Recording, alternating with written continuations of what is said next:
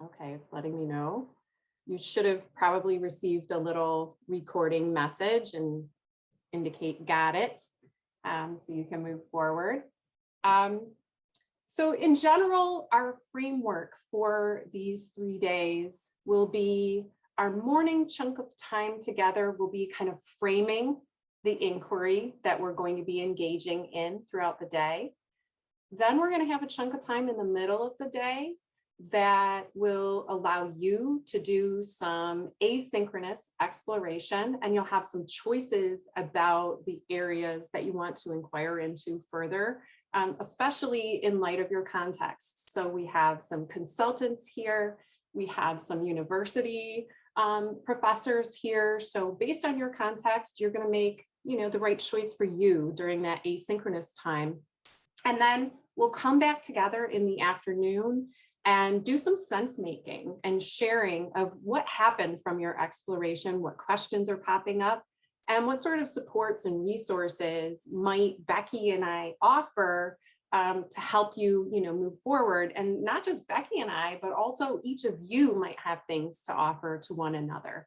So that's kind of in general the framework that we're going to be following over the 3 days.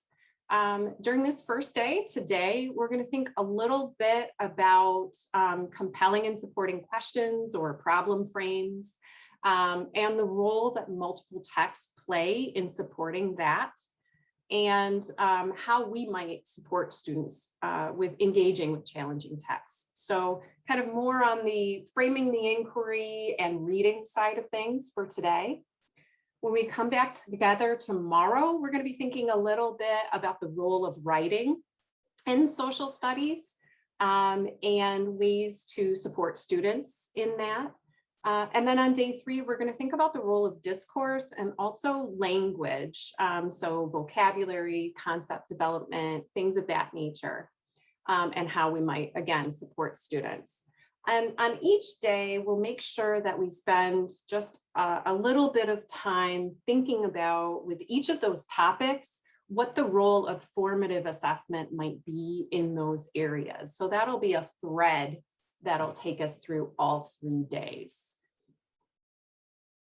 So again, for today, we're going to do all the introductory things right now. We'll do some thinking and learning together. We'll take a break for sure. That 11:30 to 1 o'clock time will be your lunch and asynchronous time. We'll offer a choice board that's right in the slide deck for you. And then we'll come back together in the afternoon and think about application and our context. So we're here together for 3 days. It always makes sense to kind of come to some essential agreements about how we want to be together. And we'd like to offer 4 ideas that Becky and I feel are really important, but we also want to make space for the things that you might need in order for this to be a helpful learning space for you. So we offer the first essential agreement that we're here to engage in humble inquiry. I'm going to be learning from you. We're going to be learning from one another. We all have something to offer.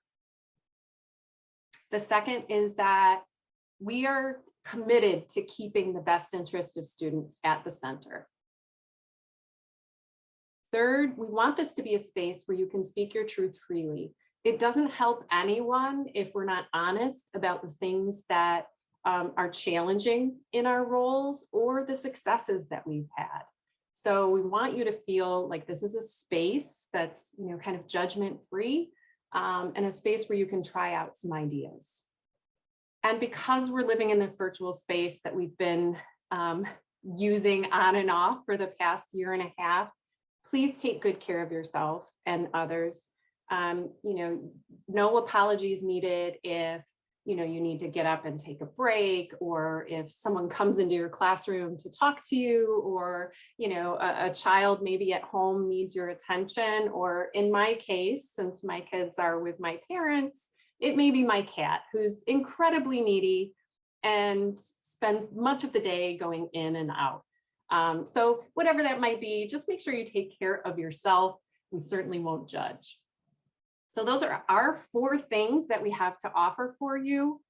I'd love to invite you in the chat to add anything that you feel would be really important for us to honor over the next 3 days so that you can walk away feeling like this has been a great learning experience for you.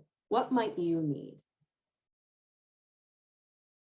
Thank you, Kyle. Kyle's sharing that the second one and the fourth one are really important.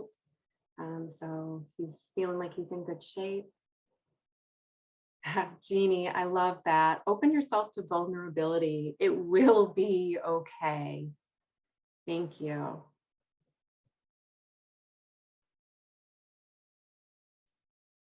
Anything else? If you think of something, yes, remember to breathe. I need that. Thank you, Stacy. When I checked in with Becky this morning, I said, you know, I really thought that July was going to be my calm month, and it hasn't been. So now I'm really hoping that maybe like August or September is. So I needed that reminder, Stacy. Thank you. All right. Yes. And we are going to remember a little bit of humor as well, not to take ourselves too terribly seriously, for sure. Welcome, Jacob. We're so glad you're with us today. I know you're just getting settled. Becky is going to put a link in the chat that is our one-stop shop for all of our resources over the next 3 days. And we'd love to invite you when you have a moment to just share with us the grade level or levels and courses that you teach so we can start to get to know you a little bit better. I apologize for being late. I had a family matter that came up. I teach at Adrian High School, and I taught social studies online this past year. So I taught 9th through 12th grades. It was kind of a mix of everything you want to throw online. That was me for social studies. So it was a lot of fun. That's awesome, Jacob. And no need to apologize. In fact, our fourth essential agreement for the next 4 days is that we're going to take good care of ourselves and others. So no apologies needed when we need to take care of our families. That's the most important thing, and taking care of ourselves as well. People just offered in the chat, you know, any additional ideas they had for essential agreements. Anything from vulnerability to a little bit of humor and not taking ourselves too seriously. So we'll keep all those things in mind and, you know, check in every once in a while, like, how are we doing? We're often very good at naming essential agreements at the beginning of the learning, and then we never come back to them to kind of self-assess. So let's hold each other a little bit accountable to keep coming back to these essential agreements, and you know, give ourselves a compliment when we're doing a really good job at one of them, and give gentle reminders to ourselves, you know, if we're straying from any of those things. So what we'd like to move into next is a little bit of framing our inquiry, at least for today, but also for the next 3 days. And we want to start by figuring out what it is we as a group need to know. We are a unique group. We've never come together before, right? We all have various expertise and interests. So we need to spend some time figuring out what it is that this unique group of individuals is really hoping to inquire into over the next 3 days. But before we get into naming those things, I'm hoping that you feel at least a little bit comfortable with Becky and I and with the other people in the Zoom room to try a little experiment with us. And I promise there are only correct answers. Okay, so you're not going to break this experiment, I promise. So here's the experiment. How might you see on the screen an artifact, and we're curious to know how you might explain this artifact to another person without using any forms of communication. So I see some thinking faces. I see, you know, Mark's doing his usual, like, I know Mark well enough. He's really thinking. And I'm getting to know some of you. I'm seeing what your eyes are doing. You're thinking. So I would love for you to, if you either want to in the chat or by unmuting, we're a small enough group. This is a safe space. What went through your mind when I asked that question?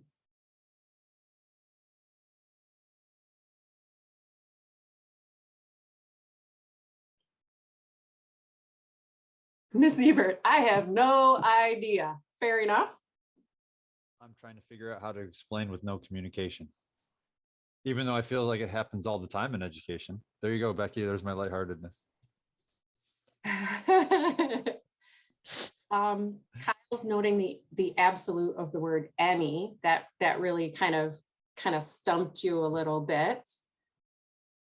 Yeah, Jessica's saying, is anything not communication? Yeah. Okay, so Jeannie was thinking about white male power for sure. Who's owning the conversation or communication, and the impossibility of not using communication. Absolutely. So like I said, there's no wrong answer to any of this, because what we really wanted to just make a little bit of space for at the very beginning of our day is kind of a fundamental argument that we make when we're talking about disciplinary literacy, which is a thread that we'll be touching on throughout this series. And right, like everything is communication, whether it's a visual message that we're sending, through, our facial expressions or our bodies, words we might be saying, something that we might write out or sketch out. So what we really want to make is this fundamental argument that regardless of what content area we're talking about, these 3 days, it happens to be social studies, it's impossible to separate out the role of communication from social studies. And we're making the argument that when we say the word literacy in social studies, we're really talking about communication. So all those ways you were thinking of trying to communicate something and you were feeling stumped, all of those things are how we are approaching the word literacy. And so we wanted to start from the very beginning with naming that, because often we have some underlying assumptions of what we mean by a particular word. And so when we're moving forward, if we're going to say the word literacy, that's the stance that Becky and and I don't want to speak for you, Mark, but we've had plenty of conversations. I feel like, we're on the same board with this as well, that we're really emphasizing this more global way of thinking about the word literacy. Okay. Anything you want to add, Becky? No, just, I think back to when I was in the classroom, I would have loved to have done that with my students and actually, get a sense of what their idea of literacy is and what they think about when they think about communication. Mm-hmm. I've done not this exact thought experiment, but a lot of similar things with groups of teachers, all content areas, all levels. And it's really interesting when you just ask people, how do you define the word literacy? The variety of answers that you get.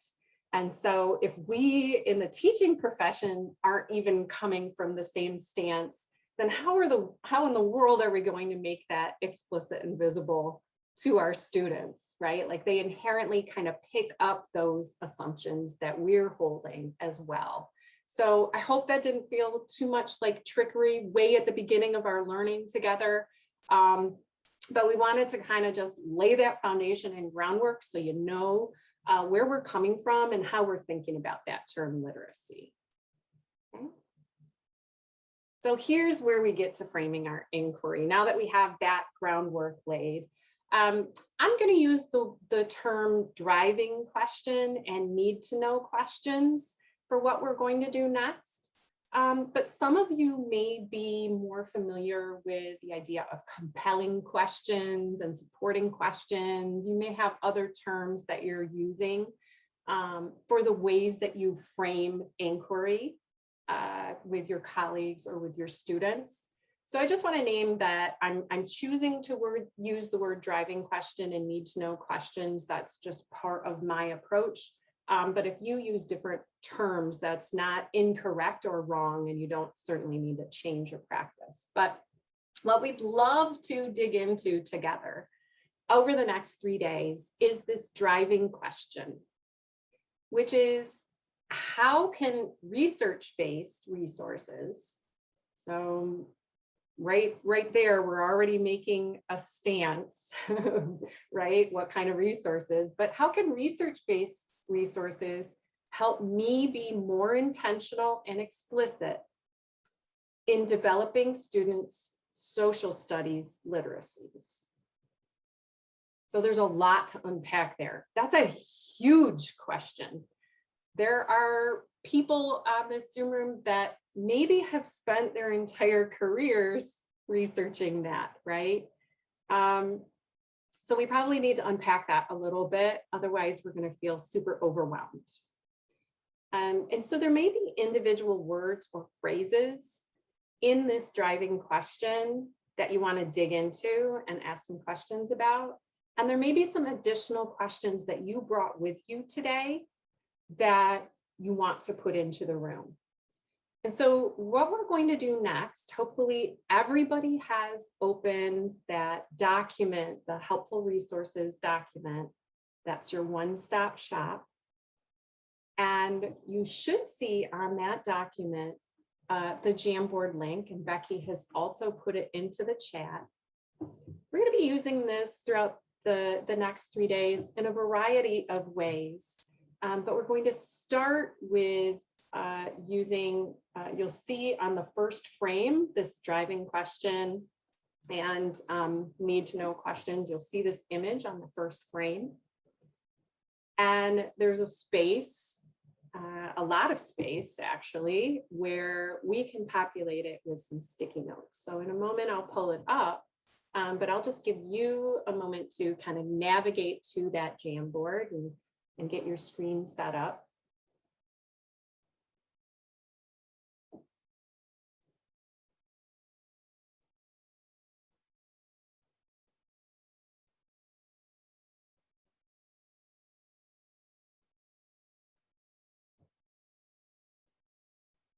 All right, so that's pulling up, and I can see that we have a number of anonymous animals in our Jamboard.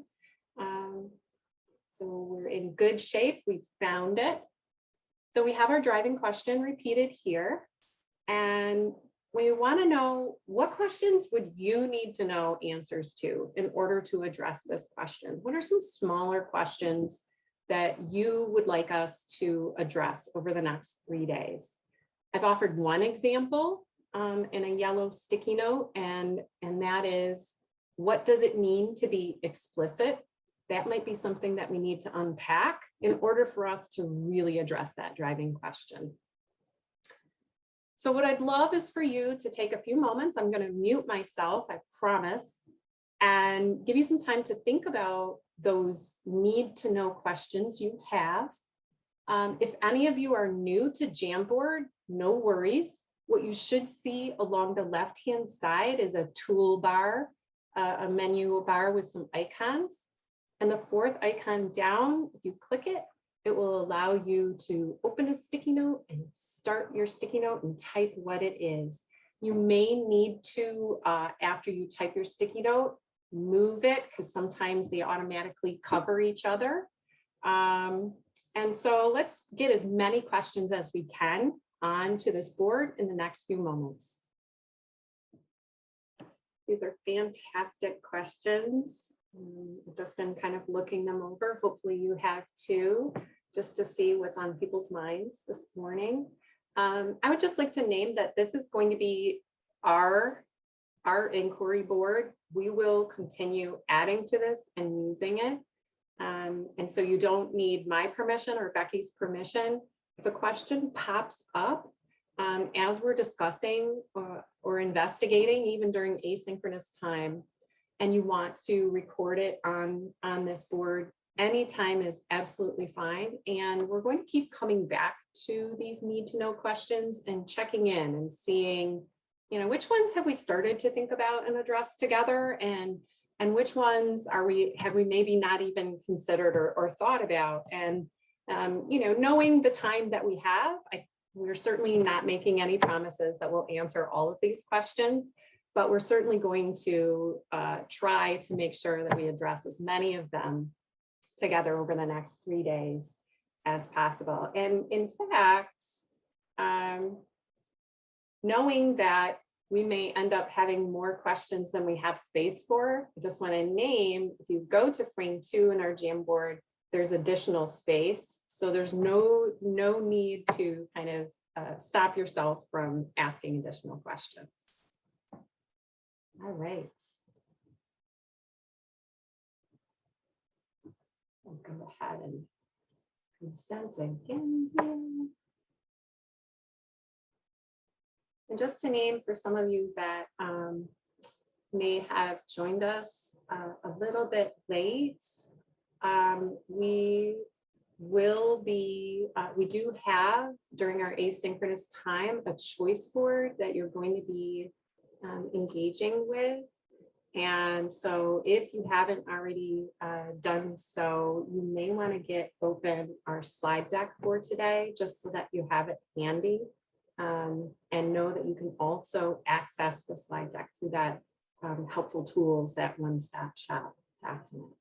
So I just wanted to name that and make sure everyone is aware of that.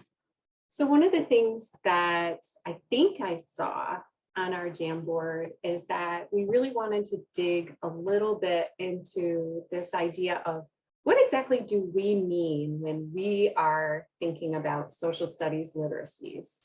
That's named explicitly, you know, in our driving question. And so we want to unpack that a little bit and think about exactly what we mean when we say that.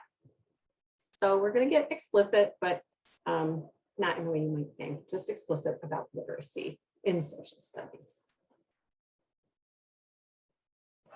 So we're going to do a little think and jot around the question that we see on the screen. And then we're going to do a very quick breakout room.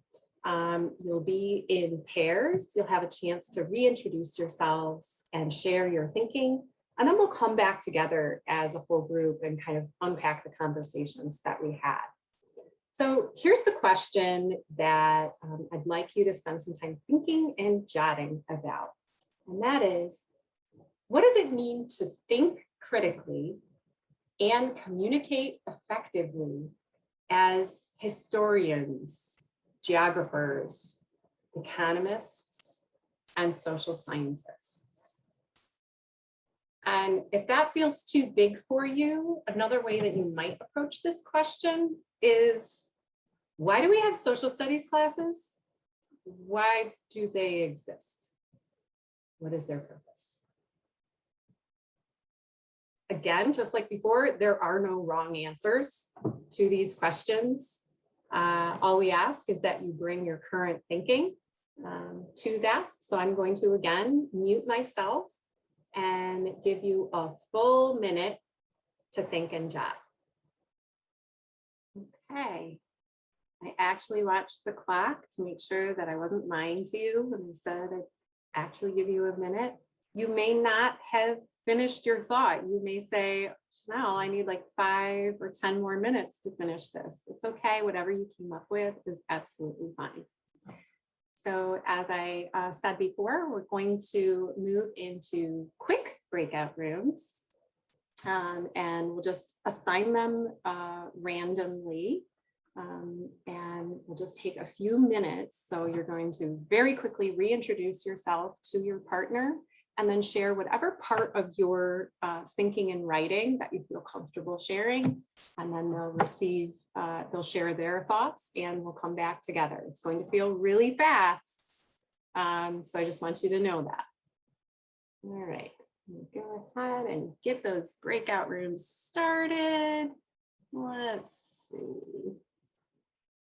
Okay, it's like folks are making their way back, willingly or not.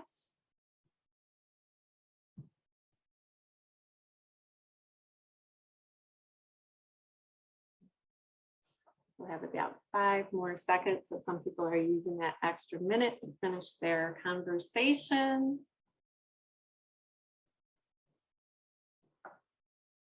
Welcome back, everybody. So the sad part of, this Zoom learning scenario, and Jacob, you know this well, being fully virtual and online, is that someone usually has to stay back in case someone joins late or gets kicked out. And that person was me. So I was sadly sitting by myself, wondering what wonderful conversations you were having. And you're probably also kind of wondering what other groups were talking about. And so I'm hoping that we can make a little bit of space over the next few minutes for at least 3 or 4 folks to give us kind of a snapshot of what it was that came out of your conversation in your breakout room. So hopefully we can get 3 or 4 people. If you are one of those 3 or 4 people, can you either use the reactions to raise your hand on using the Zoom functions, or just share in the chat that you would like to share. That way I'll be able to see who we can call upon. All right, we've got hands up on Jacob, Mark. So there's 2 folks. See if I can get 1 or 2 more people. Jessica, you'll be my number 3. All right, Jacob, do you want to get us started? I have to remember to unmute. Sure, so I'll get us started. I said that in our group, we said that it was to create a global view for the students because we're so often used to our small little bubble, and just to create good citizens. I taught freshman civics, and they come in with so many misconceptions that we have to remind them that yes, Adrian is a very small, sheltered community, but there's a world beyond that, and you have to think more broader than just past your little bubble.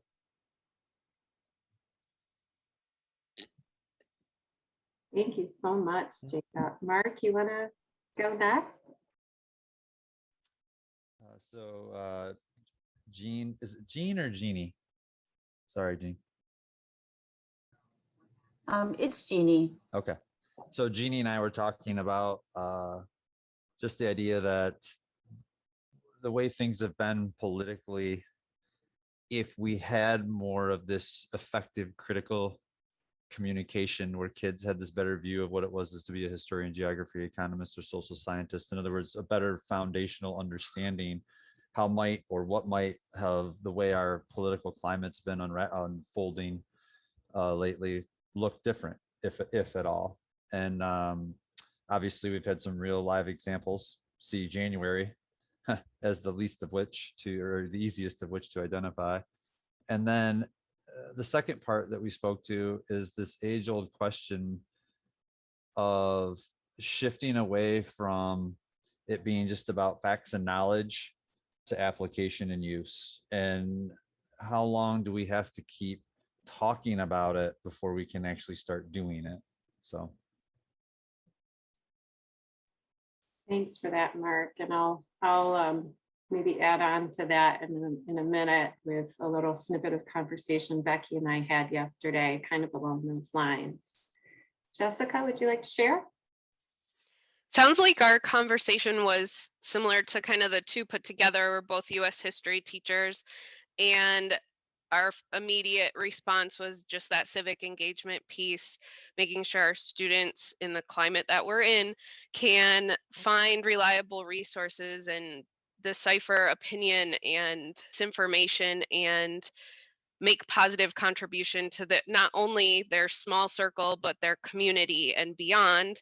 And then we got really focused in on the geography portion because my partner, she teaches in a rural community, so she talked about their limited experiences with outside of their bubble.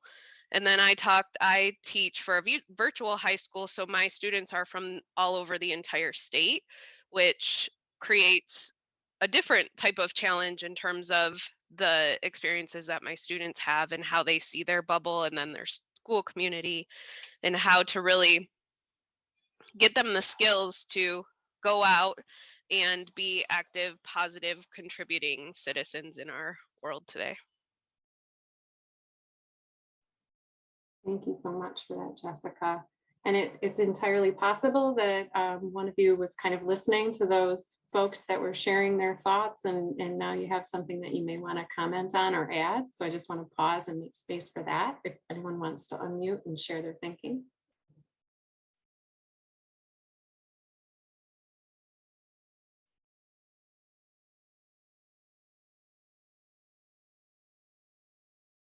Okay, so to Mark's point about, that moving away from just the facts and kind of shifting in practice, Becky and I were talking about that piece, and I named that in planning this 3-day series as facilitators, we kind of had the same challenge that social studies teachers have, depending on the year it was and the course that I was teaching, the span of time, ideas, and concepts that I was expected to address with my students was impossible. There's no person that's ever, fully, deeply had students engage with every single one of those ideas. And the same is true for the conversations that we're going to be having over the next 3 days. There's no way that Becky and I can, facilitate a 3-day series that's going to get at all of the things that we may want to address. But hopefully through the way that we're framing the inquiry and asking you to engage with the ideas, we're at least providing a framework that kind of shows a picture of how we might move forward.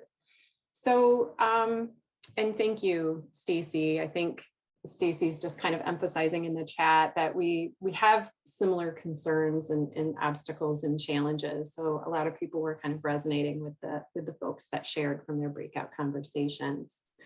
So Becky, I think what I want to do, because what we were hoping to start to touch on next before we head into a morning break is we wanted to make a little bit of space to unpack this idea of compelling and supporting questions, or that important piece of inquiry that as social studies teachers we want to be thinking about. And so Becky, I think I'm going to hold off on the Annenberg video and have us maybe come back to it, if that's okay, because I definitely want to make sure that we have space for this next conversation. All right. So I'm going to be your slide promoter, presenter person. So just let me know when you want me to move through to the next slide. Okay, terrific.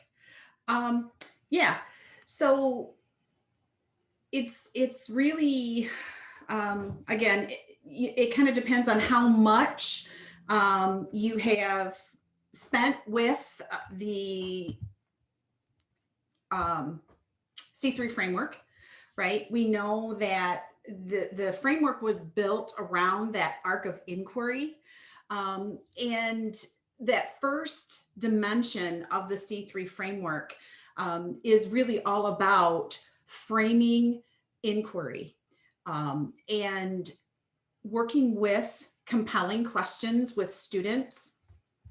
If you take a look at those indicators in the C3 framework, you see that by the time students are ending their high school academic career, they should be able to develop their own compelling questions.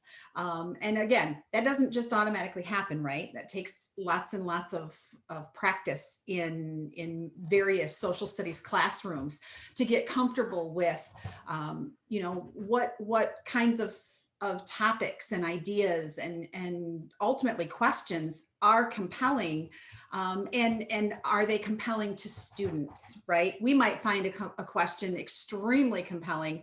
Students may not.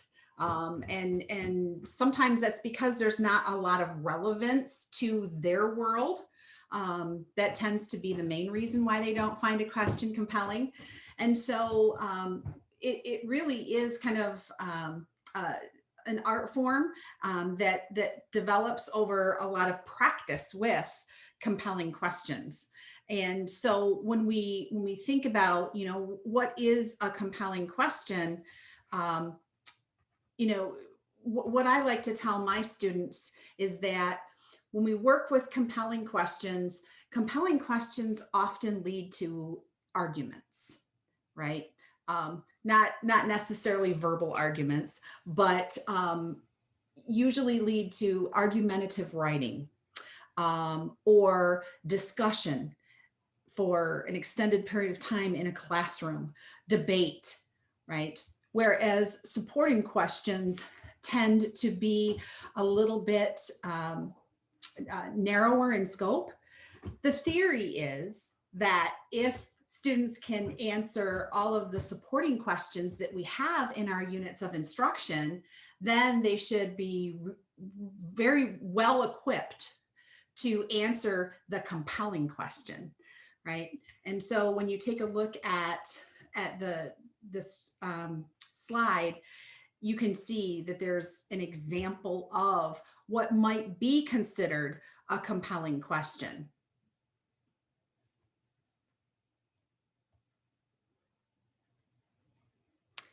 Janelle, can you move to the next slide? Thank you. There have the folks that really were kind of the framers of the C3 framework. I'm talking about Kathy Swann. I'm sure many of you have heard her name. She is at the University of Kentucky. She was really the person who got the ball rolling for the development of the C3 framework, along with John Lee and S.G. Grant. The three of them have kind of stuck together throughout the entire process, and they've written several articles and several books on just that, the inquiry and what it takes to design a unit of instruction or a model for instruction around compelling questions, and how compelling questions can then kind of guide not just a unit of instruction, but even when you think about it in a broader sense, if you think about it in it can guide some multiple ways of thinking for an entire semester, if you will. And so when we take a look at if you were to spend a considerable amount of time really studying compelling questions, Kathy Swann, in her work with graduate students at the University of Kentucky, really was finding that as teachers were getting more and more equipped with thinking about compelling questions and how to use them effectively in the classroom, that they really kind of fell into several categories. And so you can take a look at that slide. So everything from a broad brush type of question to something a little bit more specific, which involves a case study, for example. There are analytic types of questions. There are comparative types of questions. And then on the next slide, you'll see that there are 5 more. So again, you can have evaluative types of questions for students. You can have ironic types of questions for students. I think that students often have a lot of fun with that.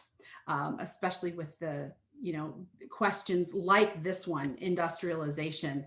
And it really kind of gets students to kind of examine multiple perspectives in a way that maybe they normally wouldn't. And so in a nutshell, compelling questions can be very powerful. They can invoke inquisitiveness among students. And that's really what we want in social studies, right? We want to kind of hook that inquisitiveness and that curiosity. And so if we can structure our units of instruction around some of those truly compelling questions for students, then they're going to be much more engaged in the process. And along with that, then, if you take a look at the remainder of the C3 framework, you can kind of get a sense of what some of that inquiry can look like. And that is also kind of what can help us develop those supporting questions. So if you, again, jump into the C3 framework and you're taking a look at dimension 2, for example, this is where we start to get really specific with each of the disciplines within social studies, at least the 4 core, right? The history, the geography, the econ, and the civics.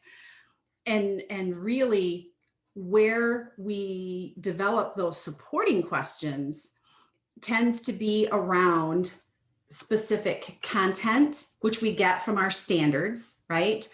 And some of those discipline specific skills within dimension 2 of the C3 framework.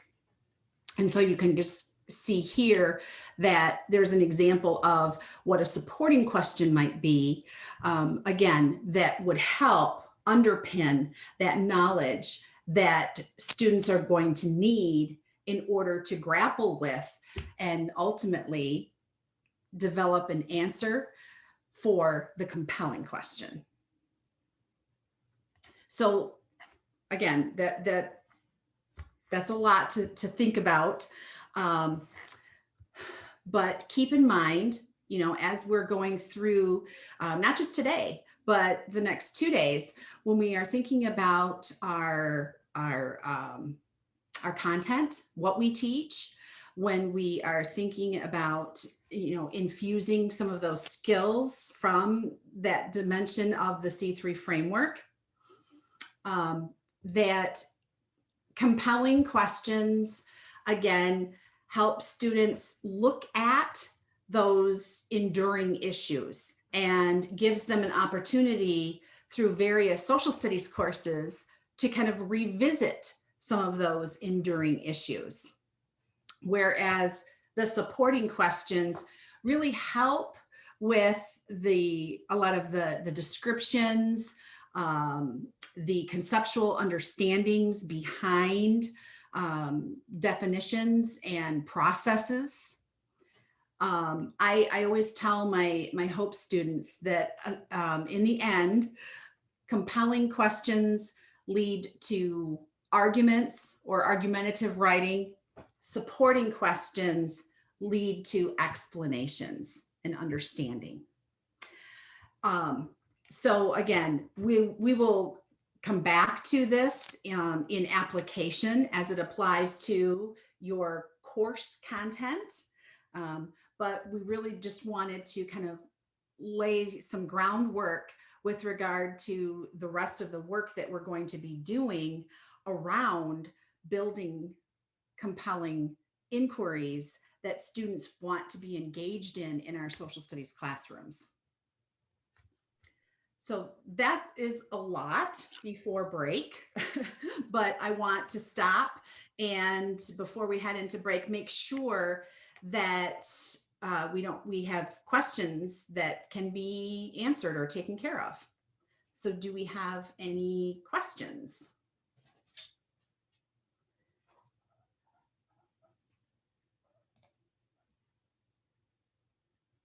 My question is, I want to check in with folks because again, we named at the beginning of this morning that we are a unique group of individuals that have come together. We've never been together before. We're just starting to get to know each other.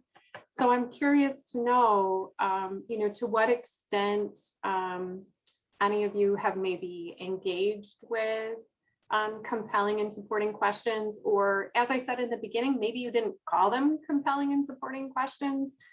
Maybe you're used to the idea of driving question and need to know questions and a driving question board, which comes a little bit out of our science friends work. So just want to check in and feel free in the chat or by unmuting, because again, we're a small enough group where we can do that. What's your level of experience with developing these type of inquiry questions, and what successes or challenges have you encountered before? Well, with my civic students, I didn't know these were compelling questions. I just kind of asked them as we went through discussions, but we would start off each class with going over current events.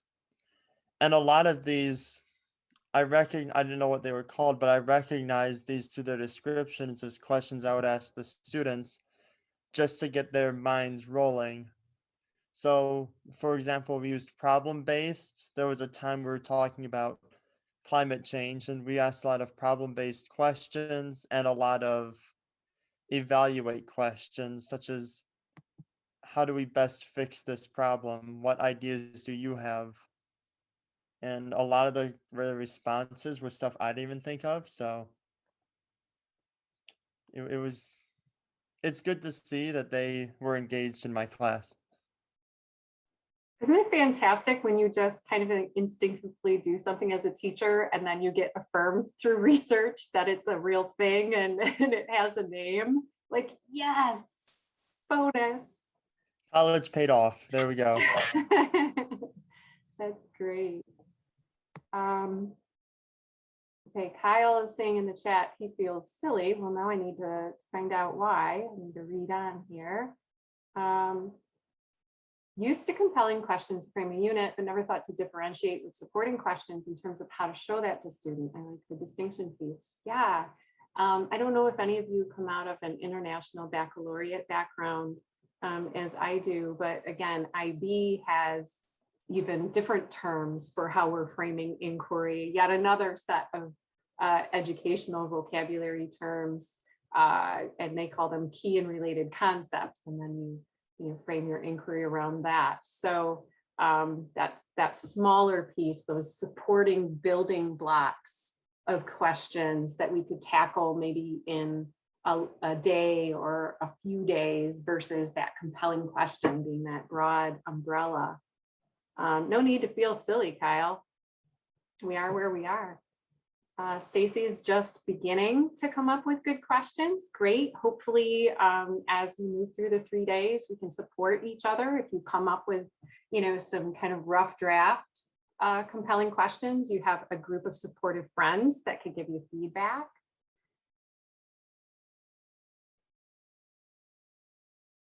All right, Lindsay's just getting back.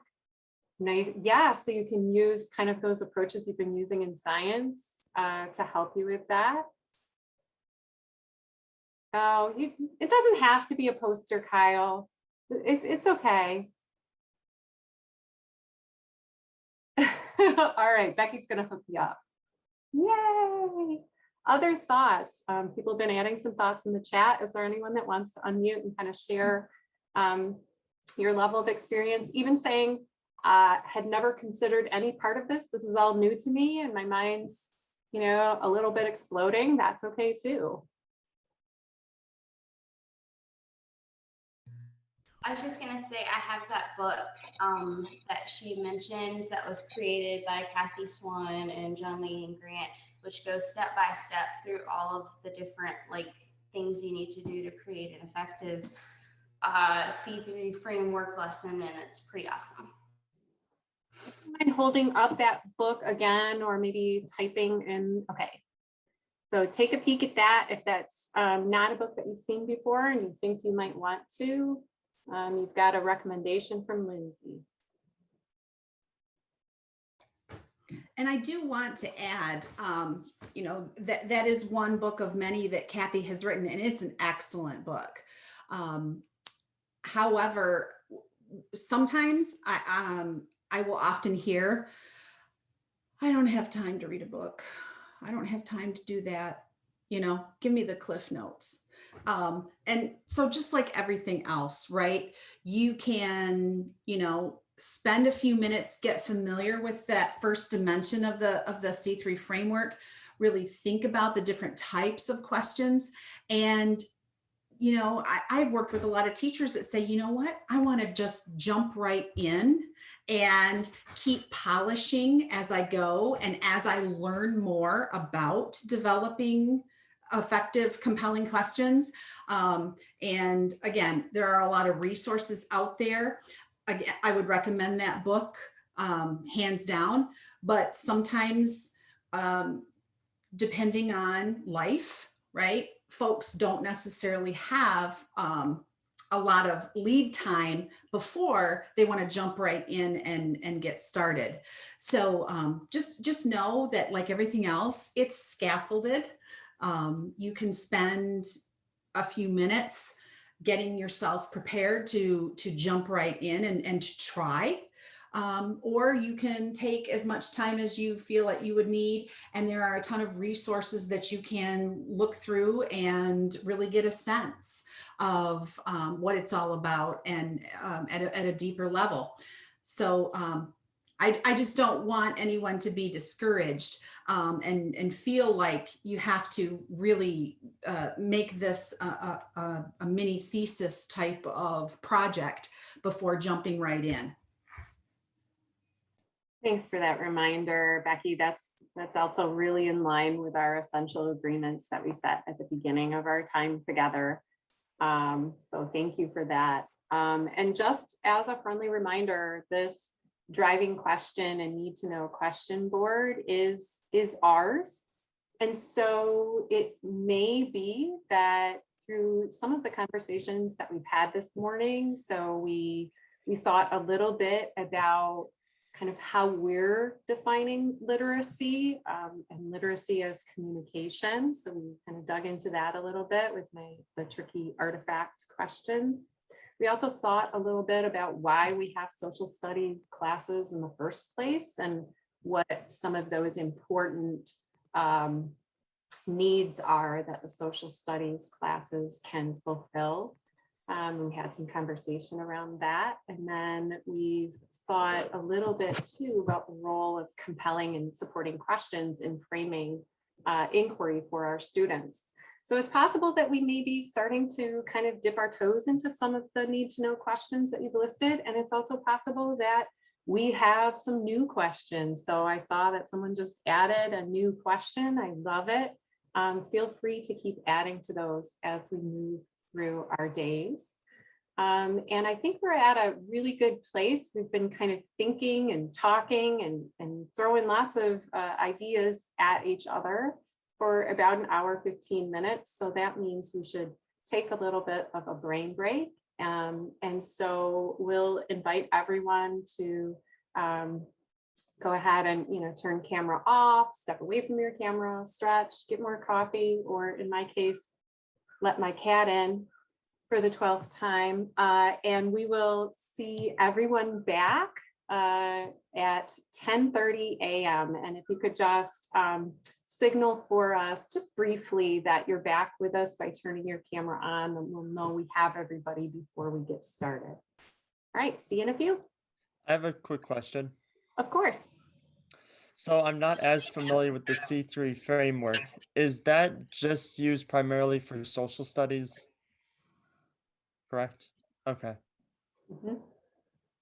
And that's a widely used, and this is a widely used format. Okay.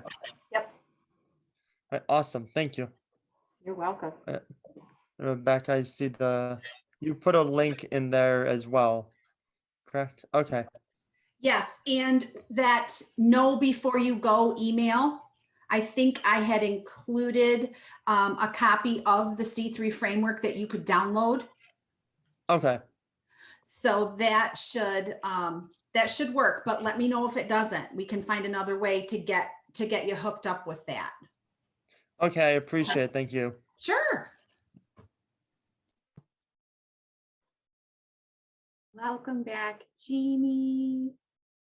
Welcome, Kim. In a moment when we're all back, we'll give you an opportunity to introduce yourself. Make sure you can let us know a little bit about you. I just saw Kyle's face. Thank you. I see Jacob. I see Jessica.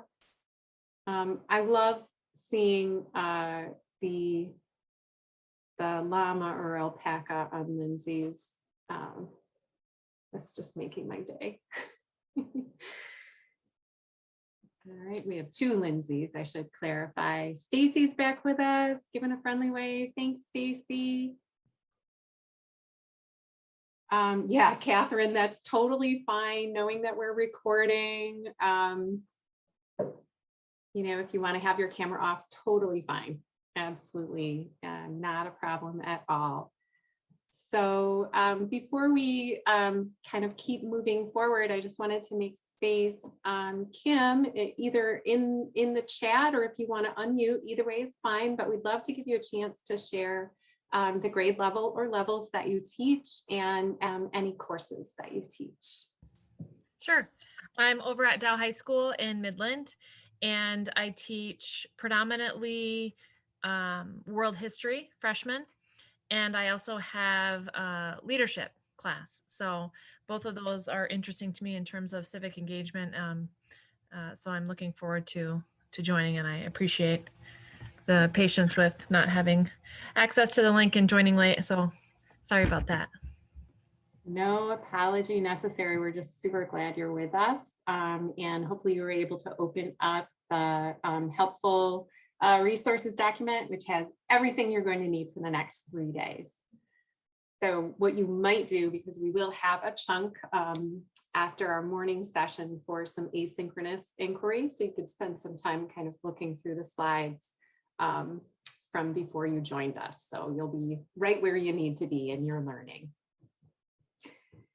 All right, so we kind of started our morning laying a foundation and saying that we are making the case that literacy is really communication. And if that's the case, then of course, literacy has an essential role in social studies. We can't communicate ideas or take in other people's communication of ideas in social studies without literacy. So we kind of started with that groundwork.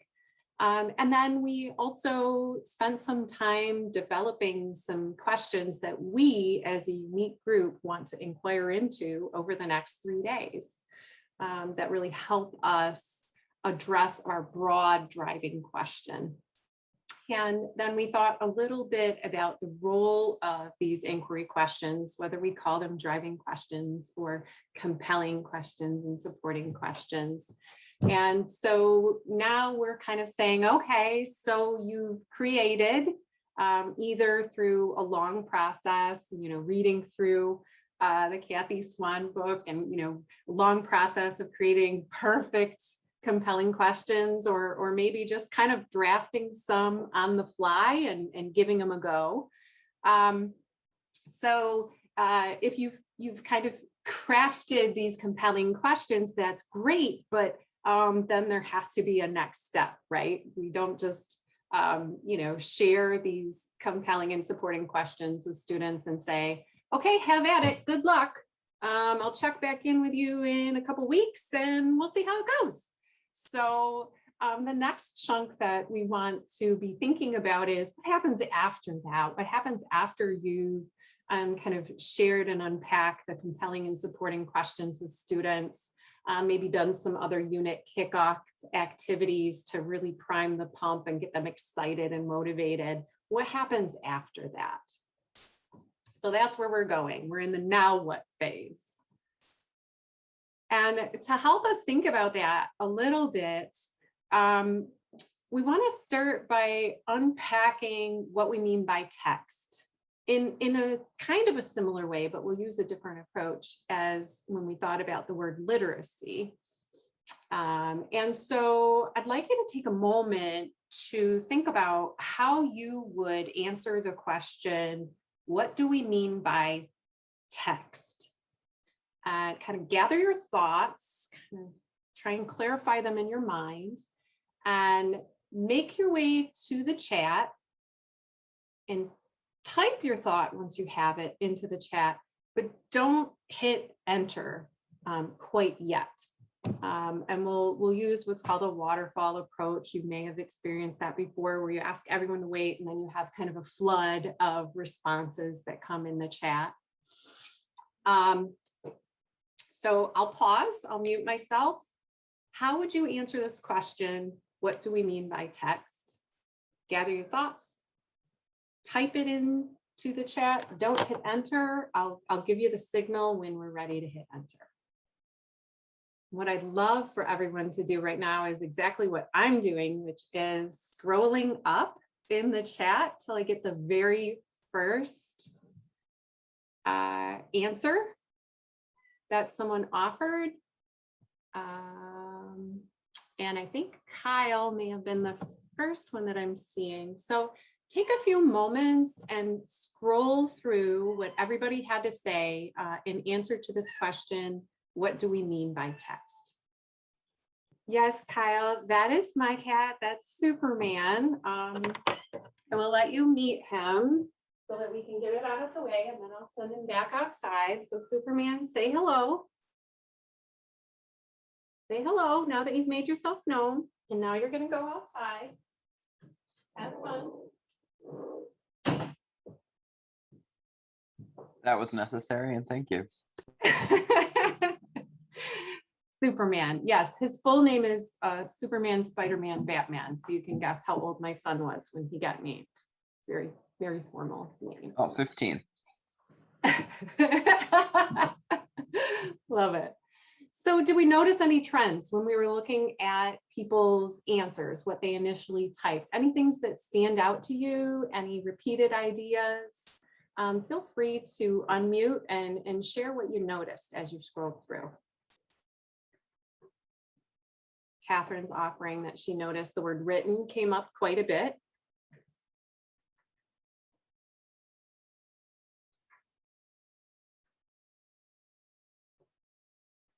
Anything else? Okay, and Kim is naming this idea of sources seem to be really important in the discipline of social studies, or the many disciplines of social studies, for sure. And so kind of like when we were thinking about this word literacy, Becky and I are going to kind of make the argument that when we're referring to text, we're thinking in the broadest sense of the word. And so we're hoping to unpack that a little bit with the next slide. So on this slide, we have many examples.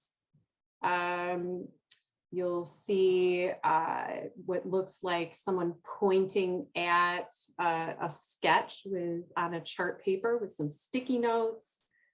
You'll see the word podcast. You'll see some other things as you kind of navigate throughout that text box.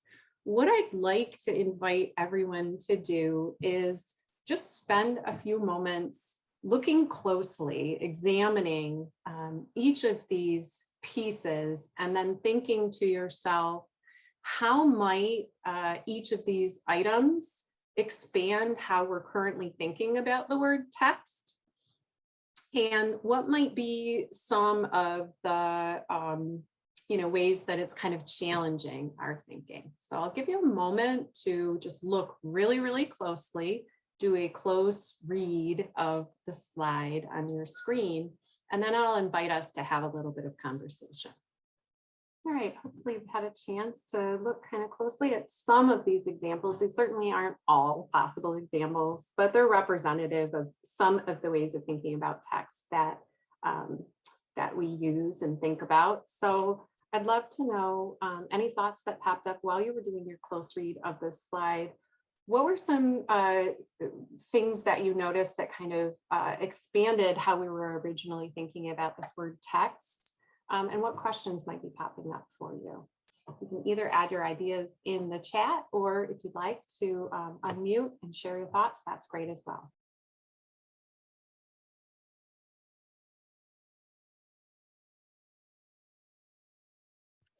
I like how you included the picture, because I never would have incorporated picture. That's a picture, not text. To me, text are the words. So I like how you have this broad description to include, and I think Kyle said political cartoons, because we see a lot of those. The graphs, the charts, it's not all just like the data, it's everything we see. I also think that in the modern age, we have access to so many more text sources that it makes our job both easier and harder, because there's so many things available, but that means there's so many things available.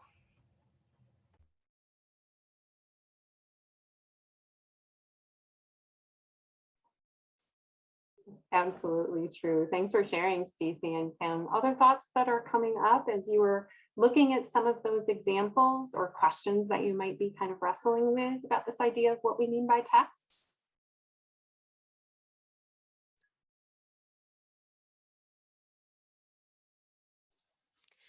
It kind of took me back to the literacy and communication piece we were discussing earlier, and how text is just a really wide range of communication. Yeah, thanks, Jessica. And yeah, Becky and Jacob are having a conversation in the chat about podcasts. And so just to kind of name explicitly, in the work that we do around the state, around disciplinary literacy, in addition to framing that term literacy in a really broad sense, we also think about the word text in a really broad sense. And so, like many terms, you can look them up in the dictionary and there are many different definitions. So I'm just naming that we, in our work, go with the broadest sense of the word text, and we think about anything from which meaning can be derived.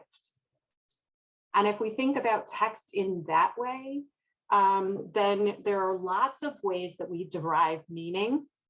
And there are lots of ways that we read our world. Of course, the one that we think of most often is the written word as a way for us to read our world. But we also read our world in ways, when we are physically together, we're reading body language. That is a form of text. And in many cases, we have students that are very literate in that way. They know how to read the world in terms of, body language. It may be that listening to a podcast, meaning can be derived from that. So we count that as a text. Meaning is brought forward from that. And from the literacy standpoint, we know that students' comprehension is actually better if they listen to and read the printed word. There's a lot of support for that idea. And sometimes we have to kind of break the myth that listening to something isn't reading. That's often something that, ELA teachers wrestle with, that I work with. And so if our goal is communication, and we're talking about deriving meaning in the various concepts that we're addressing in our social studies classes, then we can think about things that may be audio, media, written word, graphs, charts, and tables, which I know Becky is going to want to dig into a little bit more. Artwork, photographs, all of those things are so essential when we're thinking about social studies. And the final thought that I want to add before I make space for any thoughts Becky might want to put into the room is we're not just talking about things that others have created for students to consume. We are also talking about the things that our students produce that others may look at to make meaning from. So not losing the fact that students also produce things from which meaning can be derived, and those also count as texts. I'll just pause there and see what you might want to be kind of emphasizing or putting a real heavy social studies kind of pin in the argument I was just kind of making, Becky. Well, and I think it was maybe Kyle earlier who brought up, be willing to be vulnerable. So here's one of my vulnerable moments. When I was teaching in the social studies classroom, I don't think I did enough with mapping and word webs and idea webs. I think a lot of what I did was what we would consider today text heavy. I used a lot of primary source documents. We did a lot of editorial cartoon, political cartoon analysis, but I didn't use podcasts. They weren't a thing when I was in the classroom. And everybody wants that do-over, right? And I think that would be one of the first things I would incorporate into my do-over, along with, and those of you who decide for your option this afternoon with your asynchronous, if you decide that you want to kind of jump into the book, one thing I really like is that there's a lot of visuals and there's a lot of charting and mapping that takes place. And it's just a different way for students to be prompted into thinking about certain things. I think that another one of my wishes for my do-over would be that I would have mapped things out more and used more of multiple types of visual effects with helping students process, rather than just what we typically would think of as, a huge chunk of text. So I really appreciate that about the book and what the authors did to really bring that to light. Thanks for adding that, Becky. And just as a brief note, we're not treating these 3 days as kind of a typical traditional, book club where we're going to go through and we're all, going to talk, explicitly about chapter 1, 2, 3, 4. We'll make some space for those conversations based on the parts that you dig into, but we definitely feel like this book is a really beautiful marriage between literacy experts and social studies experts. And it really provides a nice model of how we are better together. And so that's why we wanted to offer it to you, at least to dip your toes in. And one of the resources on our shared document where we have all of those links is my notes document. Now, it's not beautiful, so I hope that's okay.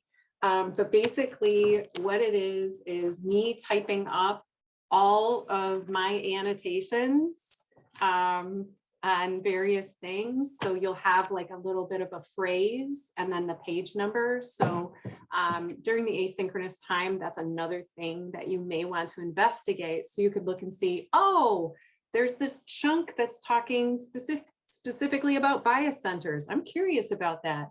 I'll just go to those pages. So it's a little bit of a cheat sheet that you're welcome to use or toss, however you see fit.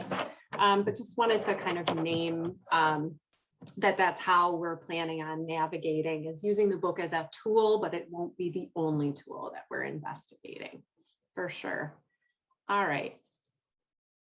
So one of the things that comes out of previous efforts to infuse literacy with social studies is, something where we were told, we're all teachers of reading, or we're going to read across the school day, and everyone needs to have kids drop everything and read at this particular time. And let's be honest, that went over kind of like a lead balloon, because as social studies teachers, we're already burdened with more content than anyone could ever cover in the history of the world.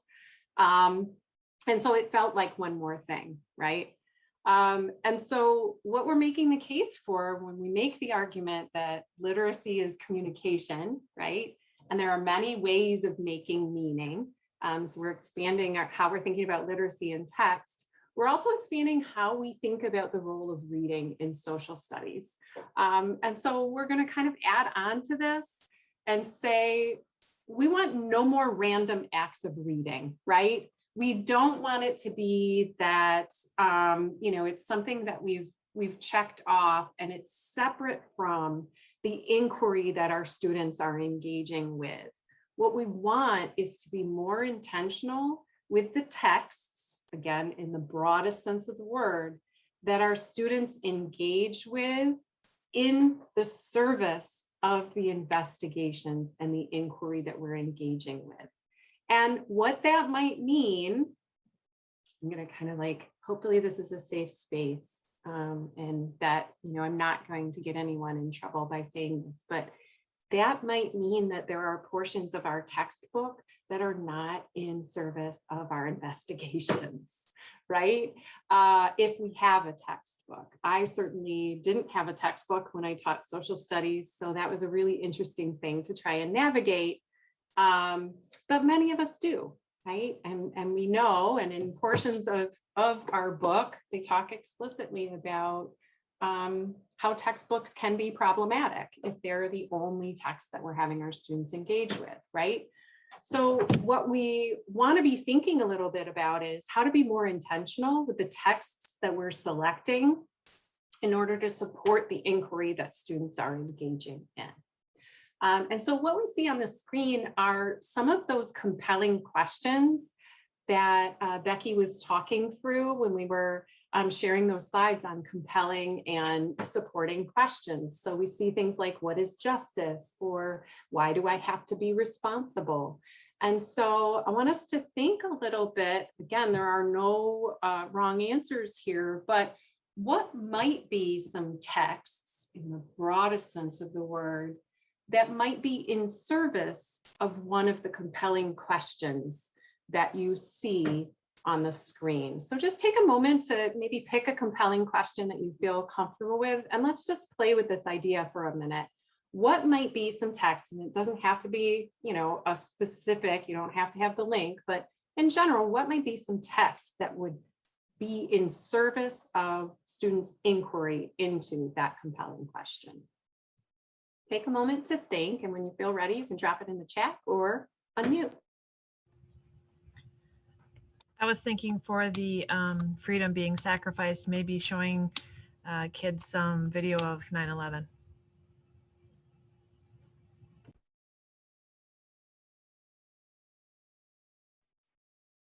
Thanks, Kim. We have some people adding some ideas in the chat as well, like a protest sign, or maybe a photo of a student protest, some other artifact from something that happened. Any other ideas that pop up?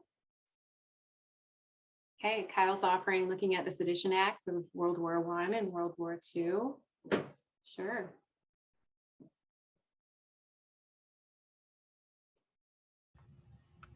Maybe reading some firsthand accounts of individuals who were interned during World War II.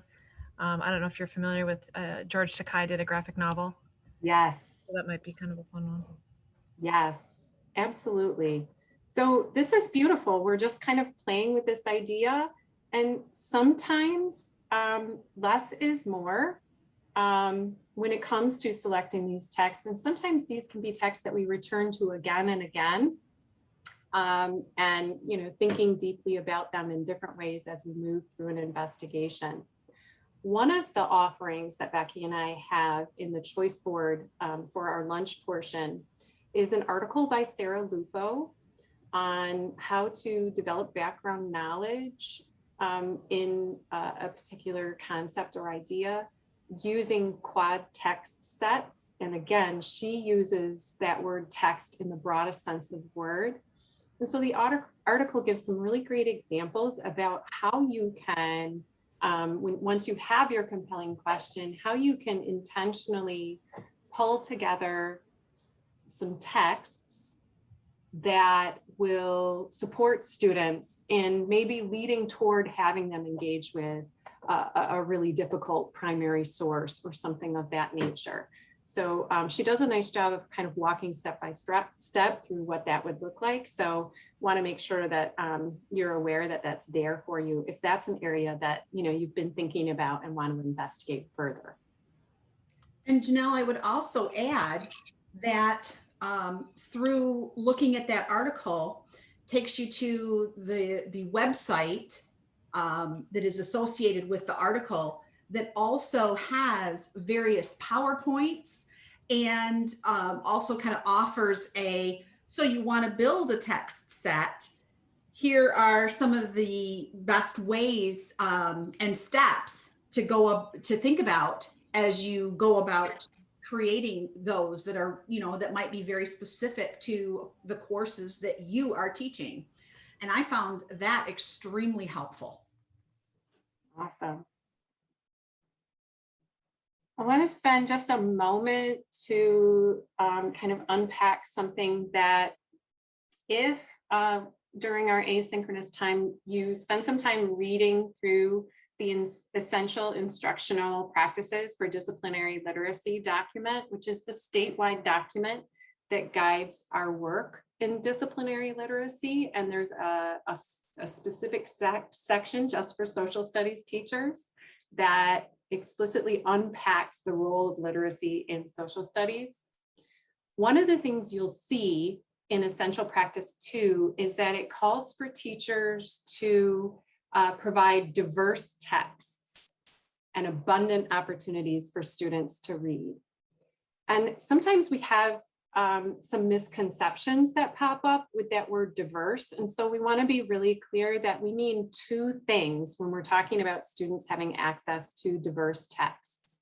And I think this will resonate because I'm among friends here with social studies teachers. But the first way that we're thinking about diversity in texts is what we just unpacked, text in its broadest sense of the word, all different modes, audio, images, tables, graphs, podcasts, primary source documents, physical artifacts, anything from which meaning can be made.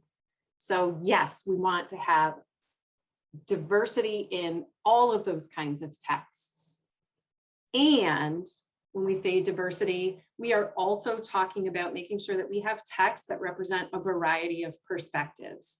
And when we say perspectives, that may, depending on the topic, be cultural, ethnic, racial, gendered, whatever may be. And again, this is kind of the crux of some of the arguments why textbooks are not enough.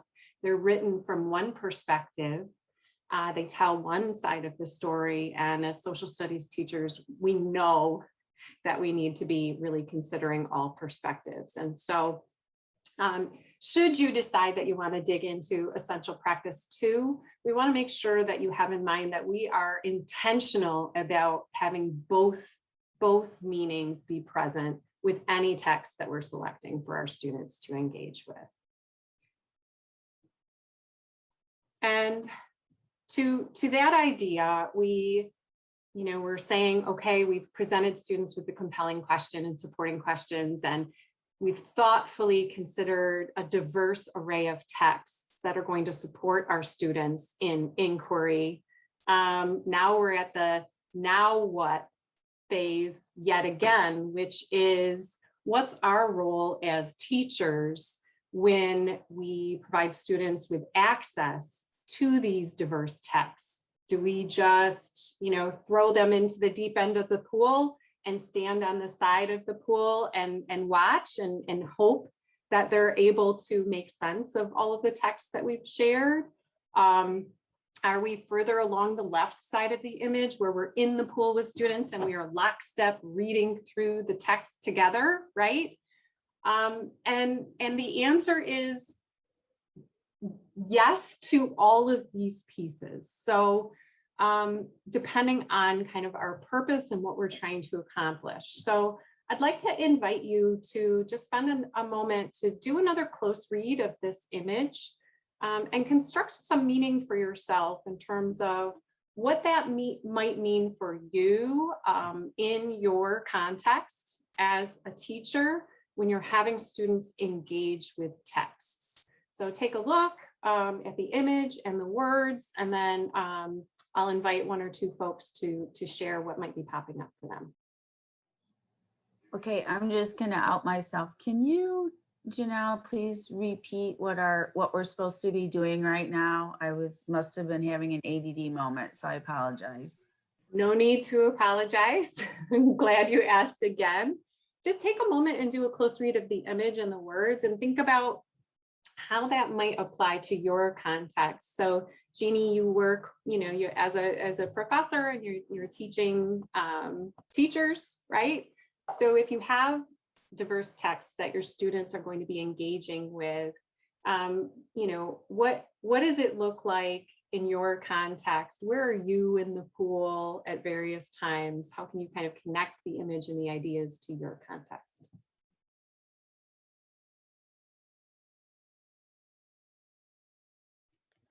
At the beginning of the year, I think we're all more structured because we're teaching our kids our own personal criteria, norms, what we're looking for. And I'm hoping, especially for me, I start moving towards the right-hand side where it's more free inquiry by the end of the year. That's kind of my goal this year. Start out showing what I want my students to do for me and what I think they can do, and then slowly start doing giving them more and more freedom to do things. I would agree with that. But when I look at free inquiry, it makes me a little hesitant because when you're talking about expectation of curriculum and what kids need to know from you, the idea of kids, I mean, yeah, you could give them a general topic from which they could pick something, but if you are having to ensure mastery of certain content, that's always a tricky road to navigate with kids. And especially me, I have freshmen. Sometimes we never really get past the controlled inquiry depending on the group of kids I'm with. So I think different groups of kids, couple thoughts on that one. Yeah. I'm sorry. Yeah, I agree. I have sophomores too, and we're still doing that. I'm still doing that structured inquiry, but some of that is me needing to learn to let go and me stepping back and saying, it's not exactly what they're giving me something. I struggle with that.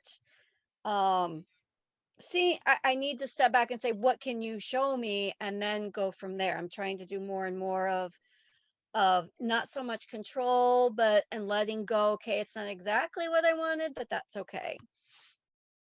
I appreciate that, Stacy. And I just want to name that there's no inherent value that's placed on one continuum of this image to the other. And often we're using a combination of these types of inquiry at any given moment in our classroom. And in fact, there's a lot of value in structured inquiry. And we're going to talk about that in a minute, because if we're talking about teaching students how to read and think like historians and geographers, we have to model some of those types of thinking first, and they have to have an opportunity to practice that.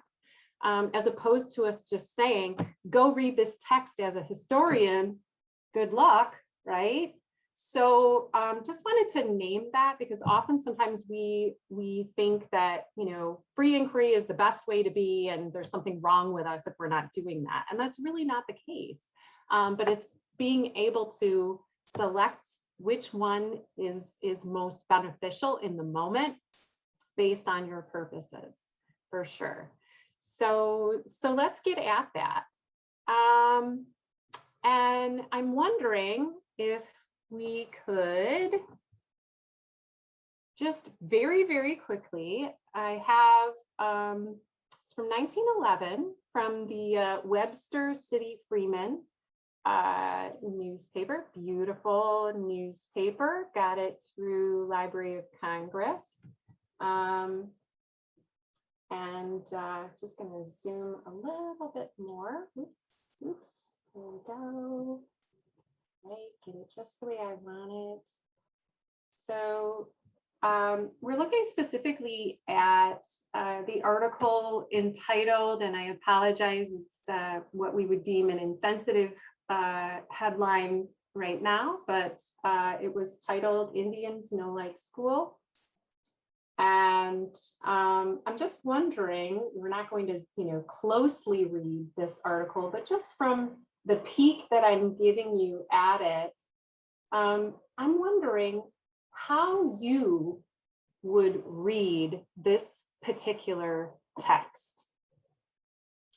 Not asking you to read it, I'm asking, if you were to read this text, what things would you be looking at, paying attention to, and thinking about?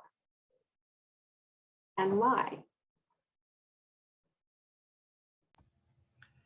Clearly, going into the article, there is bias against the Native Americans, so you'd have to take it from the perspective and maybe be a little bit more of a critical thinker of what the agenda was, what's the perspective. Definitely bias. Right. So bias is an important thing that you attend to as you read a text. That could be something you would need to make explicit to your students and model. Jeannie's offering paying attention to what is not there, whose perspective is missing and why. What else? The source, of course, too. You mentioned it, but is that where is it located? Were there reservations there? Some of the historical context of the source and location. Mm-hmm.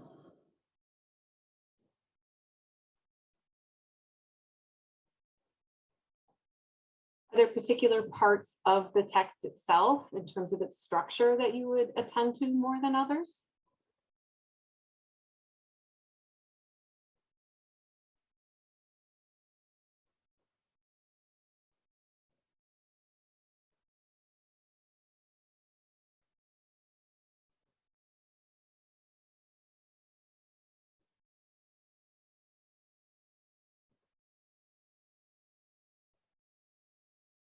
An example I would provide is that English language arts teachers that I work with would probably answer that question by saying that they would really closely attend to the first couple of paragraphs because they know that that structure is providing kind of a general overview of the topic. So from a structural sense, ELA teachers usually indicate that they pay a lot of attention to that first portion of the newspaper article. I see some people nodding like, okay, yeah. All right, Lindsay's talking about pictures and headings, maybe make some predictions. So she's got some strategies that she uses. And Becky is also offering the idea of, this could be a conversation to open up about presentism and how it plays out in social studies. For sure, these are all great ideas. And so there's, there, like most things, there are multiple right answers to this. And I just want us to see of these ideas that we came up with. I'm going to exit here, and I want to just remove the cover that I have for that. One of the researchers in disciplinary literacy that I work with and learn from on a regular basis is Raelia Lent. And one of the things I like about her book, Disciplinary Literacy in Action, is that she attends to the things that are unique about each discipline. And this certainly is not an all-inclusive list, and I'm sure that you could think of additional things, but take just a moment to kind of confirm from the conversation we just had, which of those ideas did we already uncover, and which might be some that we didn't name, but when you see it, you're like, oh yeah, that is something that's important in the disciplines of social sciences. I'll give you a moment to read through that list. So hopefully you saw some things that we already uncovered and felt kind of affirmed on some additional things that you saw. Hopefully they resonate with you as things that are important. And so when we think about those levels of inquiry, and we think about directed inquiry and the role of modeling these types of reading and thinking behaviors, these are the things that we want to really make explicit to our students, whether they're 9th graders or 12th graders, and whether it's the beginning of the year or the end of the year. We can't make assumptions that our students are coming with those particular skills. And so through explicit modeling and guided practice, we really help them hone those skills with the increasingly complex texts that they're engaging with throughout the year. And yeah, Catherine's also noting about how what we read can make us feel. Okay, so the role of feeling and emotion might be something that we might want to unpack. Absolutely. Yeah. I always struggle with the determination of words and in the context, because it can sometimes get overwhelming.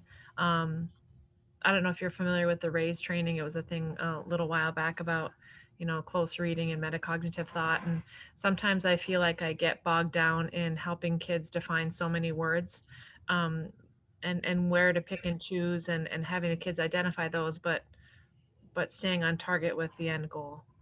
Yeah.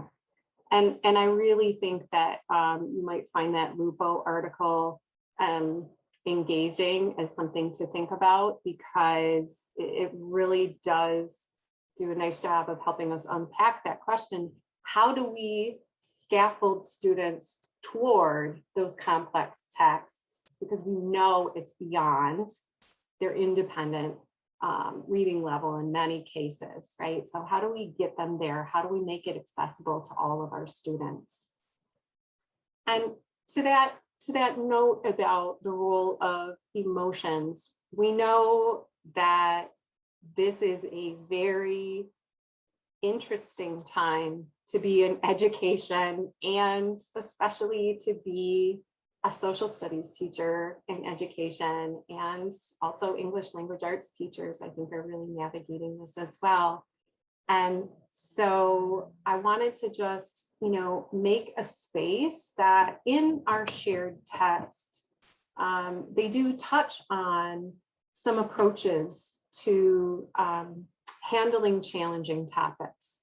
And so I offered, the quote on page 77 as kind of a placeholder for us to emphasize that if that's a section or an area that you're thinking a little bit about as you're planning for your upcoming school year, that may be a portion of the book that you want to hone in on.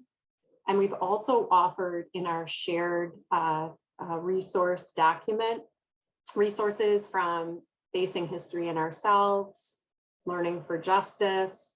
There are a lot of great resources, some of which may be really familiar to you, but some which may be new.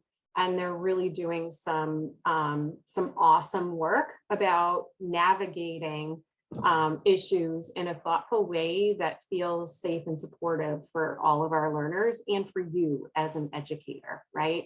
So if that's something that's on your mind, I'll just encourage you to check that out. And then if you do check it out during the asynchronous time, you'll have an opportunity to kind of unpack that with the rest of the group and share what you found out during the afternoon.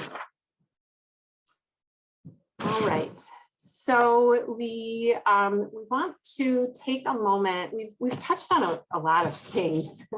Actually, my mind is swimming, so I'm imagining that other people's minds are as well. But I just want to kind of put a little pin in some of the things that we've touched on. We didn't get to that first aspect of the identity piece, but it is the very first chapter of our shared text on the role of identity. So I'll point you in that direction. But we did frame our inquiry for our 3 days. We developed questions. We engaged in kind of some light reading and unpacking. We also individually offered our thoughts and listened to one another. And we've done a little bit of thinking about our thinking or metacognition in light ways, right? So those are some of the things that we have done and are probably similar to things that you do with your students. But there may be pieces of our facilitation that you think you could take and use with your students, or maybe things that you think you do even better. I would definitely say that's true. But what we want to make space for now as we round out our morning is to watch a short video. It comes from Annenberg Learner. It's a free online course on reading and writing, and I would argue speaking and listening and critically viewing in each of the disciplines. And in fact, there's a whole portion of the course that talks specifically about the role of literacy in social studies. So that's where this video is coming from. I'm going to navigate back to it in just a moment. And we'll just ask that you watch it and listen to it and think about connections you can make to some of the conversations that we have had thus far this morning. Go back to slide.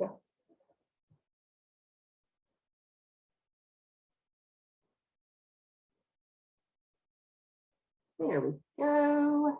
Slide 14. Let me just quickly optimize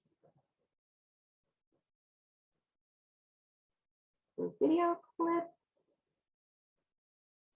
And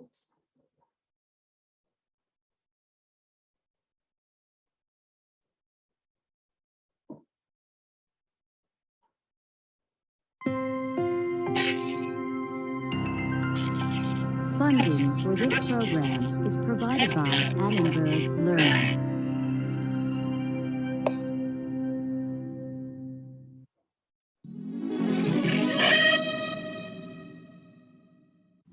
Ernest Hemingway referred to the generation of men that came of age during World War I as the lost generation. What evidence from the text you have read support this claim?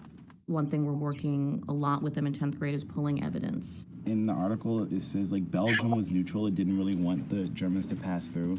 But you can make a lot of great claims, but how do you back those up? So that's sort of how they prepare to go into seminar. From there, we engage students in mini lessons about crafting the right kinds of questions so that there's multiple responses to the questions that they craft, and it can be supported with evidence from the text. They talk about militarism. I think that's one important one because they talk like disguises.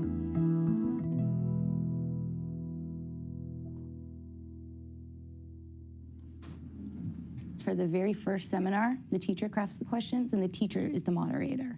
So the first thing that students are actually doing is really trying to cite evidence. And then we'll define the three: factual, analytical, interpretive. We'll look at a passage together. Examples of factual versus analytical versus interpretive. And then for assignments, for a while, we'd have them do that on their own, coming in with the three different kinds of questions. Yeah, Rashawn. Does our open-ended question have to do with these stories, or can it be about anything about World War I? It can be completely about the topic. It can be thematic. Absolutely, but hopefully the text, you can pull a piece of evidence right now to support whatever question thematically or a larger scale question that you have about World War I. Does that make sense? Yes. Okay, great. Okay, and make sure that you're citing your source. Last time when we discussed the jungle, you just had to say the page number. For this time, we have multiple different sources that you're synthesizing information from. So make sure that you make note of that on your goal sheet. So interpretive kind of questioning may be where students were unclear. They need clarification as to something that happened in the text. So when asking questions, we teach students to lift passages from the text to read out loud and interpret. kind of segueing into more of the soldier's experience to head to question 1. So, in Ernest Hemingway referred to the generation of men that came of age during World War I as the lost generation. What evidence from the text you have read support this claim? How were soldiers affected during the war? Like mentally, not just physically? Well, as we saw in the video, one of the main psychological problems that they developed was like shell shock, which is pretty much just like a whole mental disorientation from like bomb shells, from the noise. And if not affected immediately in the field, they can develop like PTSD when coming home. And so overall, it's just very damaging to them, for either in present or past. In the text, in like the second paragraph towards the ending, when it says, how is Ernie Taylor? And it says Ernie, he's gone. Have you seen Albert Paternoster? Albert, he's gone. So it kind of shows that like the lost generation is kind of like literal in a sense, like the generation is kind of dying out fast. Like people that you grew up with and you go into war, you might not see them or hear from them ever again. So that's an interpretive kind of question. Analytical questioning is much, much deeper. So we've addressed the question from a literal sense. It was called the lost generation because many of the men who went to war were dying. But how could Hemingway refer to this generation of men from a metaphor or metaphorical sense?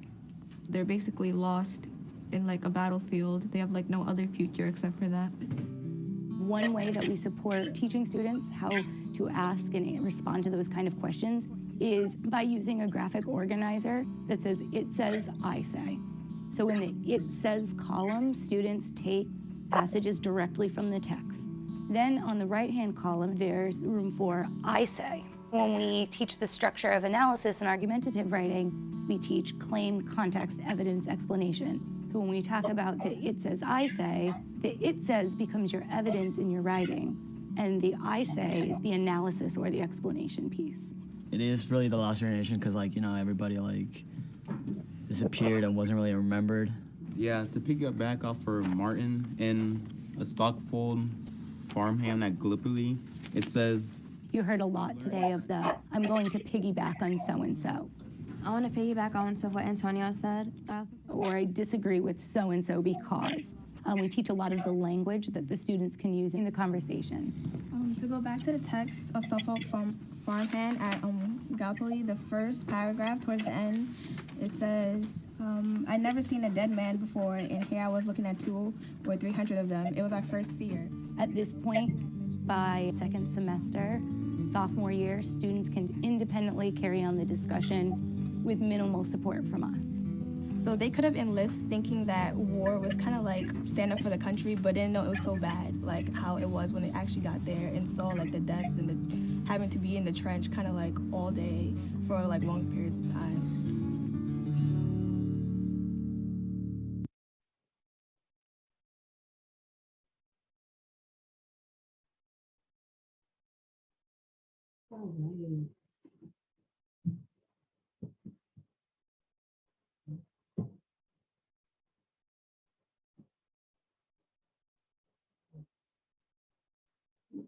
Into that piece of it, and hopefully you're able to hear me back again.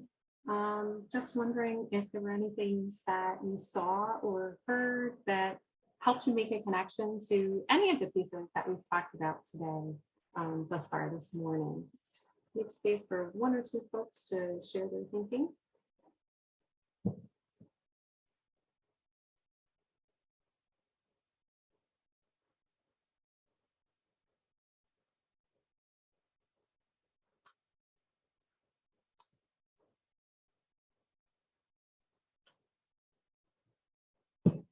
Kim's noting using text to support an argument, so kind of in line with thoughtfully picking a text in support of a compelling question, for sure. I think it's helpful to have visuals. So if we go back to the inquiry, slide 27, structured inquiry versus controlled versus guided versus free. Obviously, we can have more dialogue around what we all thought this really was, but it shows you that free maybe isn't as loose as you might think it is.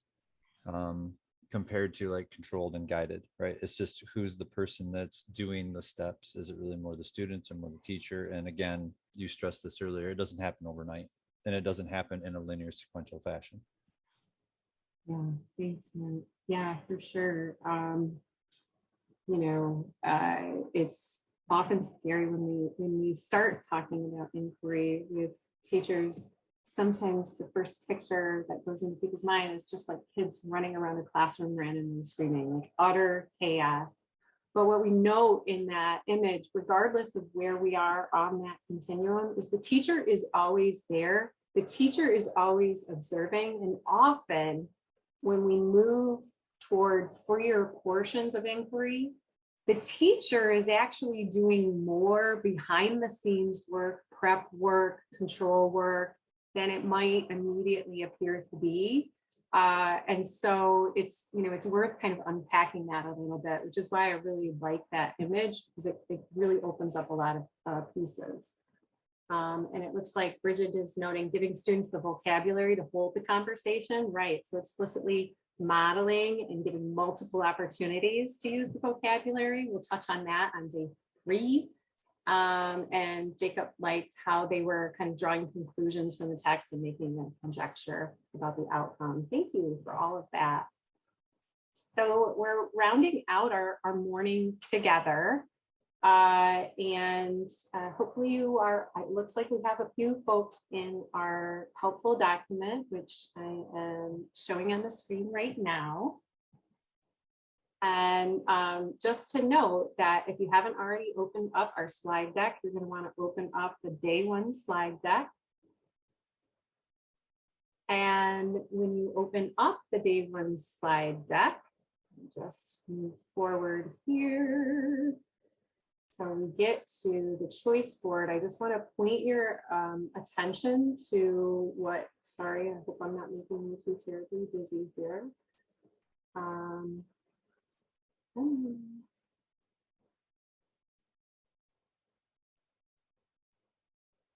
There we go. So here's our choice board. It's on slide 37. And what we're asking, we have about an hour and a half before we join back together again. And so you're going to choose how you use that time. We're going to invite folks to choose one option from that top row and spend maybe about 30 minutes with it, and choose one option from the bottom row and spend about 30 minutes of it. And of course, make sure that you spend 30 minutes away from your computer and eating some lunch and taking care of yourself as well.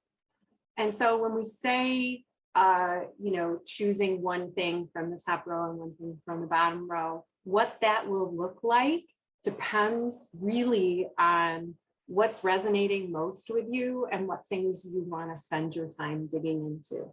It might look like you looking through my cheat sheet from our shared text and skipping around to various pages that look intriguing to you. It might look like you starting at the beginning of chapter 1 and reading through to the end of chapter 1. It may be that you go to the Read, Inquire, Write site and spend some time looking and investigating.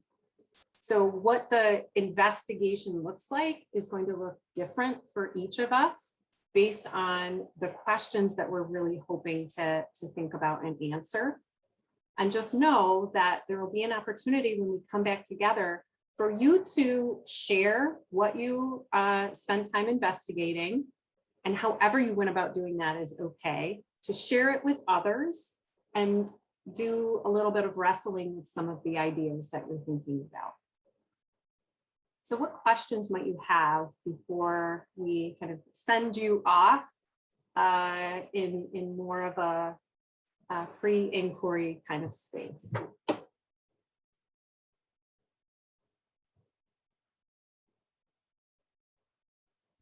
Where do I find what I want to do, like on the essential practices? What do I mean, you've got the screen up there, but what do I go to click on? Yeah, so you'll notice that on the choice board, they're kind of brown underlined. Each one of those is a hyperlink. So if you choose the essential practices document, that hyperlink, it's going to open an interactive PDF for you. And the nice thing about this PDF is that these tabs on the side take you right where you want to go. So remember I said there's that special section for social studies teachers. So you'll want to click on that and you'll notice that there are numbers next to the different practices. So for today, we're inviting you to explore practices 1, 2, or 3, depending on how much time you devote to this resource. So you'll see here, practice 1 with some bullet points, practice 2, and practice 3. And those really align to some of the topics that we've touched on today. Yes, slide 37 for the hyperlinks. Yep.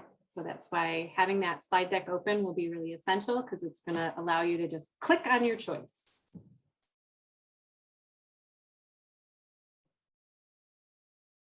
All right. So Becky and I are, going to mute ourselves and turn our videos off, but we're here. We're not, going out to a fancy lunch somewhere. We're here. We're happy to support you.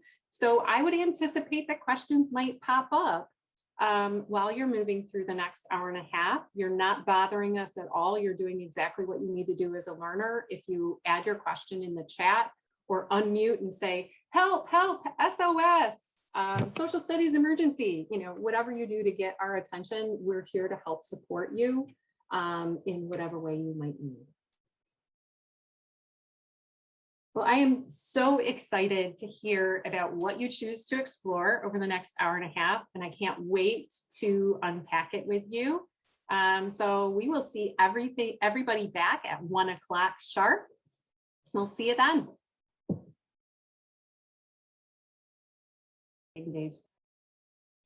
Oh, now we're recording again. So now we have to recreate all of the beautiful, intentional, wonderful things we've been saying. No pressure. So it makes me really curious. I know that group 2 that touched on the essential practices had some technical difficulties, but I'm wondering, just in terms of your own inquiry, what you saw there, what you're thinking about, and what may have come out of any conversation that you could have, what would you like to bring forward to the group? Well, that was my group, and a lot of that in our first conversation was kind of around the idea of, my perception of the DBQ is that they really don't connect deeply to matters of equity, power, and justice. And so when I was just kind of reading through what the perspective of that General Education Leadership Network, what part of the goal, I was like, man, I'm seeing a disconnect. So I'm glad that everything you said is tying with kind of how I was seeing a difference between the two. And, just even because I apologize to the rest of you if you're not familiar with the DBQ sets. And that's what I keep talking about. But it's my point of reference for using some kind of inquiry-based stuff. Because when I look at those text sets, they do have diversity in types of sets, but not always in backgrounds or in cultural perspective of kids. And maybe that's part of the issue that they didn't focus on, because at the time of development, it wasn't, part of the conversation. The other thing that I kind of struggled with in looking at that section was the difficulty of writing. And having freshmen, I have pared it down so much that the skills we work on are analyzing and understanding the texts in whatever form they are. And then how can you pull information to make an argument? Sometimes that next step of actually writing it out takes so much time to teach that I have found that if I could, work with the skills, I might be having to be okay with that. I don't know how aggressively the rest of you are able to get writing in, because the quality of writing also takes time to teach. Absolutely. And I think we can really spend some time unpacking the writing aspect of it for sure. So it sounds like you did what I typically do too, which is you were kind of peeking ahead to the area that you really wanted to read about in the essential practices. So that's totally fine.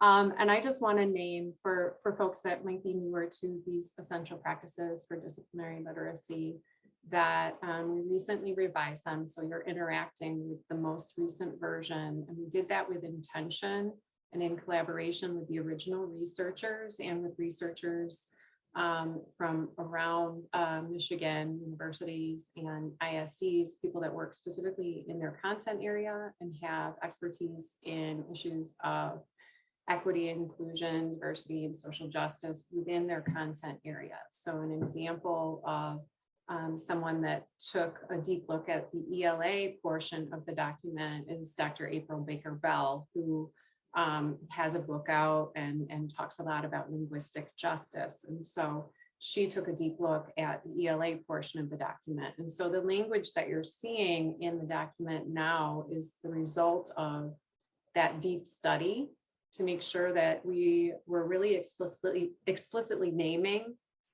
the instructional practices that need to take place within content areas in order to be culturally sustaining. It's certainly not everything we need to be doing to be culturally sustaining, but if we're talking about the area of disciplinary literacy, there are things that we want to attend to. And so I feel affirmed that you saw some evidence of that. And I just wanted to just name that that's not accidental, that has been some real intentional work. And as a task force, we've been working really deeply with experts in this area and building our own capacity to support these conversations. So it really is an area that we care a lot about. So Becky, did you want to say something? Yeah, and this is somewhat related, but I think that we also have to maybe re-examine what we are thinking about when we use the words taking informed action. Because, if you take a look at that fourth dimension in the C3 framework, there are 8 indicators for that final section titled Communicating and Critiquing Conclusions and Taking Informed Action. And of those 8 indicators, 3 of them are directly related to taking informed action. But at least the people who were a huge part in building the C3 framework would tell you that even communicating in some way, shape, or form is taking action. And so I think we have to think about that too. I love that. Sometimes we default to thinking that taking action means a writing piece that's gone all the way through the writing process, right? And so just like we kind of exploded our understanding of the word literacy this morning, and then we kind of exploded our understanding of the word text, maybe it's worth us also exploding what we mean by taking authentic action, right? Making our learning meaningful and helping our students become involved and share out their learning in meaningful ways. So, I think that's a really great point, Becky. We are, in general, teachers are type A kind of personalities. So if someone says we need our kids to be civically engaged, we go all the way to the deep end. We've got the kids that are, planning protests and it's like, whoa, just like with that term inquiry, there's a whole continuum or whole bunches of ways that we can have our kids take meaningful action. Was there anything else that our group 2 that started to take a peek at the essential practices would want to bring forward? I think it was Catherine that was your partner, Kim, is that correct? Okay.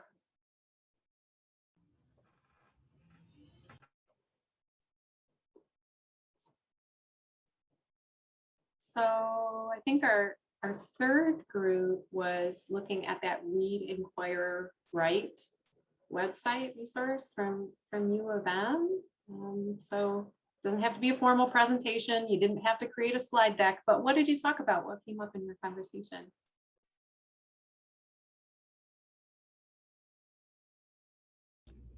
I'll go. So we initially talked about, well, we were drawn to it, honestly, a couple of us, because we don't have the book yet. So, but I'm glad that I did look at it, and we talked about how the structure of it is really great. It gives all of these tools, even if you don't, it's geared towards middle school, but even if you don't teach middle school, it has all of these pieces and graphic organizers and bookmarks and things that you can use to help students walk through this process of being able to, basically they're going to debate and argue in a good way about these particular compelling questions. And one of the things I was drawn to right away are the questions that they had, because I know even if I put one of those questions up on the board, immediately my kids would be debating it or arguing about it right when they walked in the room, and we haven't even done anything. So I thought that was really neat, because I'd never been on this site before. Another thing we talked about was the structure and the tools, from the teacher guides to the tools that the students use, and all of the scaffolding that's done to help them break down a text is really helpful for teachers that are looking to put something together. Like maybe they don't have a curriculum, a set curriculum, or maybe they have some more, some less structured ways to get the content across. And so they're expected to do more in terms of putting that together. So this site seems to be super helpful in walking them through that, but giving them resources and giving them a structure instead of just saying, here's a question, go ahead and teach it, but also for them and the students too. So that was a real draw. So both of us, actually, Jessica and I both, are in very different teaching areas. She's in a virtual school and she sees kids from all over the state, but I'm in a small rural area. And so it's really neat that this website and all these tools can apply in both situations for both our staff and for our students. So I'm pretty excited actually to use it or to implement a couple of them right away that I thought, oh yeah, my kids would really love this.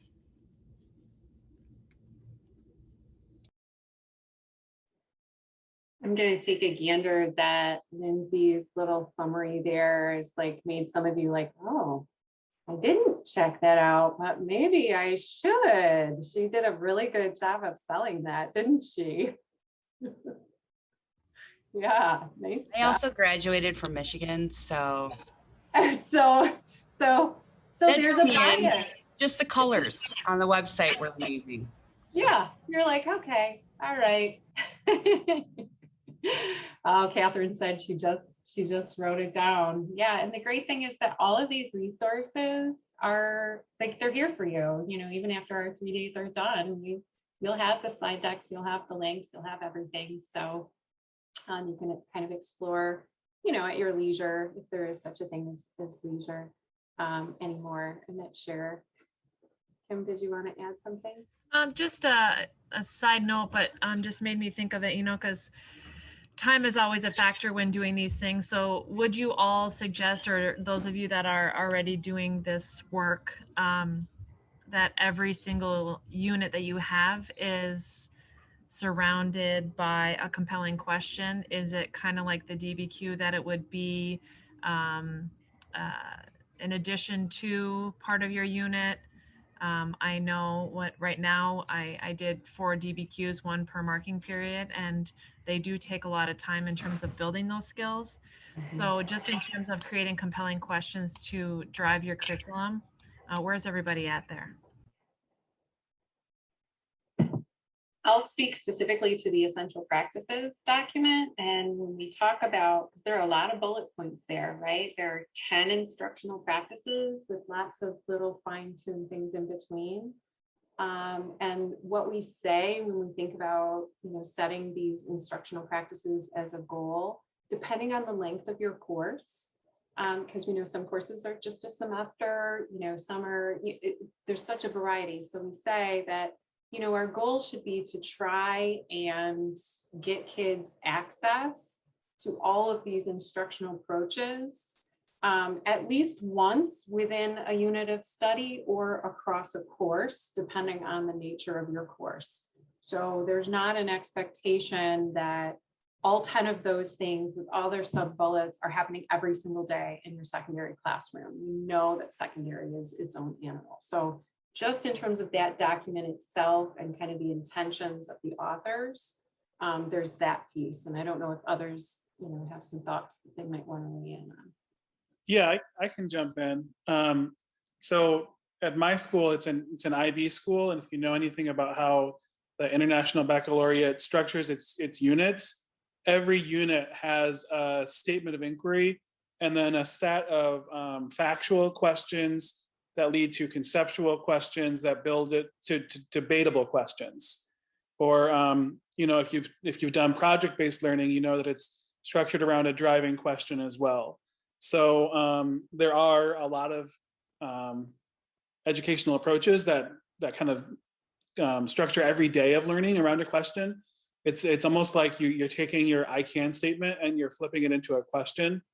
And my subjective opinion on that, and I'm certainly biased because I'm the IB program coordinator for my school, but I think that students are more engaged when they're asked a question as opposed to answering an I can statement.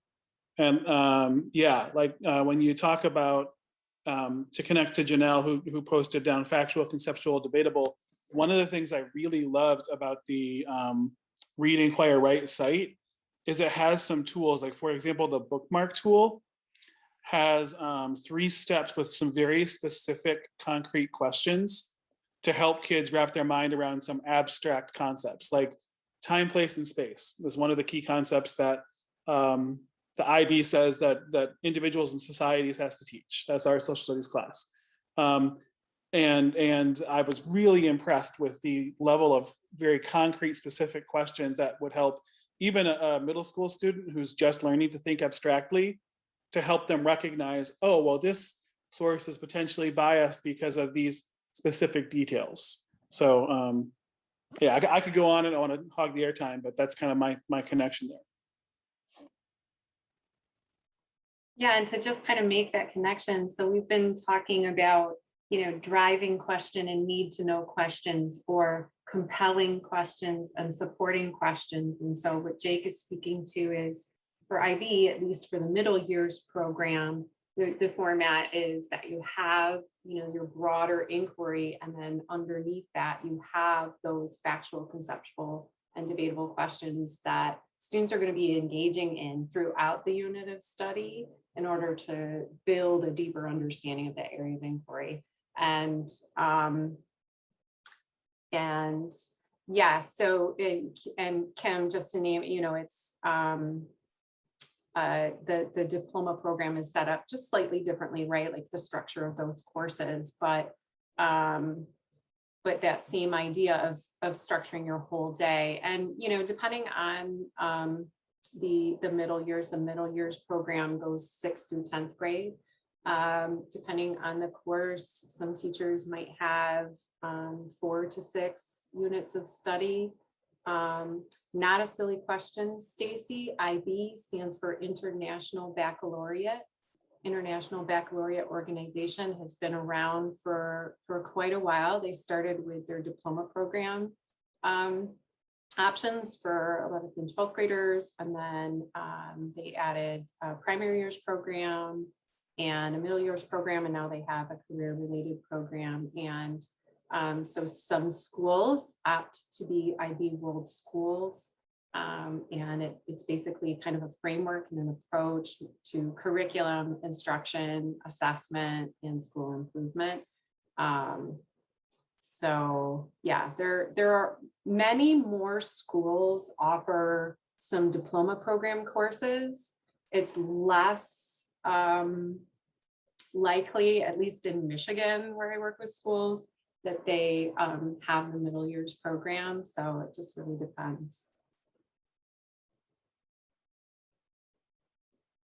Becky, I'm wondering, I'm noting that we have about 30 minutes left, and I'm thinking that we probably want folks to have some time to talk with one another about the second row of resources. That I'm trying to read her mind through the Zoom room. Yeah, I think that's a good idea, because the really that top row was really conceptual, and in some places abstract. And then I think that our second row that we worked with was a lot more specific. And so, to go from the broad to the much more specific, I think would require having a group conversation. I'm working on recreating breakout rooms, and again, you should have the option in most cases to select which room you want to go to. But if you run into trouble with that, we can just tell us where you want us to send you, and we'll send you on your way. I'm going to go ahead and open up those rooms.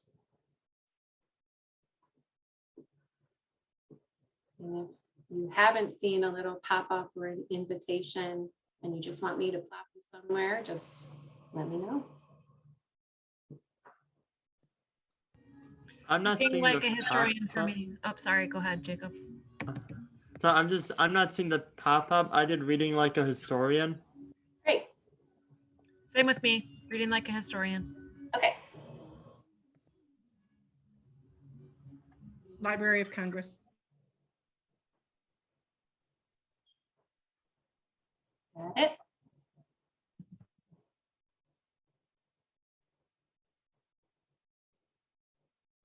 And how about you, Jake? Where would you like to go? Once again, I didn't get the invite. I was typing a message to Becky on my iPad, one finger at a time. So wherever you would like to send me, all the options sound great. Okay. I'm going to send you to the smallest group, which is Library of Congress. Sounds wonderful. Awesome.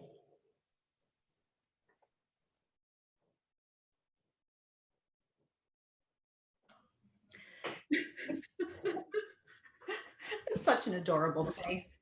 I love this group. I love them so much. Oh my gosh, yes. If I had to spend 3 days with any group of people, these are my people. I really love them. I think we should tell them that too. Yeah. Yeah, we need I want to check back in with them once their school year begins. And I want to know, what'd you try and how did it go? And hey, do you have any artifacts? Yeah.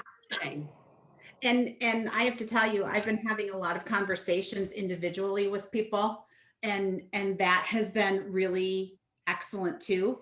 Like Jake had said, he and I have been talking about the role that learning targets play in communicating instructional goals to students, but yet can't simply flip it and turn it into a question because of the grain size of, of a learning target and we have to keep that in mind, because I don't think you can just go right from here's a learning target, let's flip it, now it becomes a supporting question. I still think, that's why I ended up with 15 supporting questions for a unit, and people say I have about 15. Is that normal?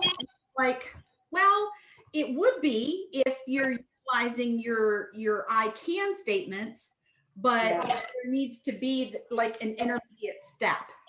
I totally agree. And, in general, when we're working with MYP teachers, we'll try and encourage people to narrow it. We say like 3 to 5 combined, with at least one factual, conceptual, and debatable, but really keeping it as tight as possible with that. And then thinking about which groupings of standards are in support of each of those questions. And sometimes there's some overlap with that, right?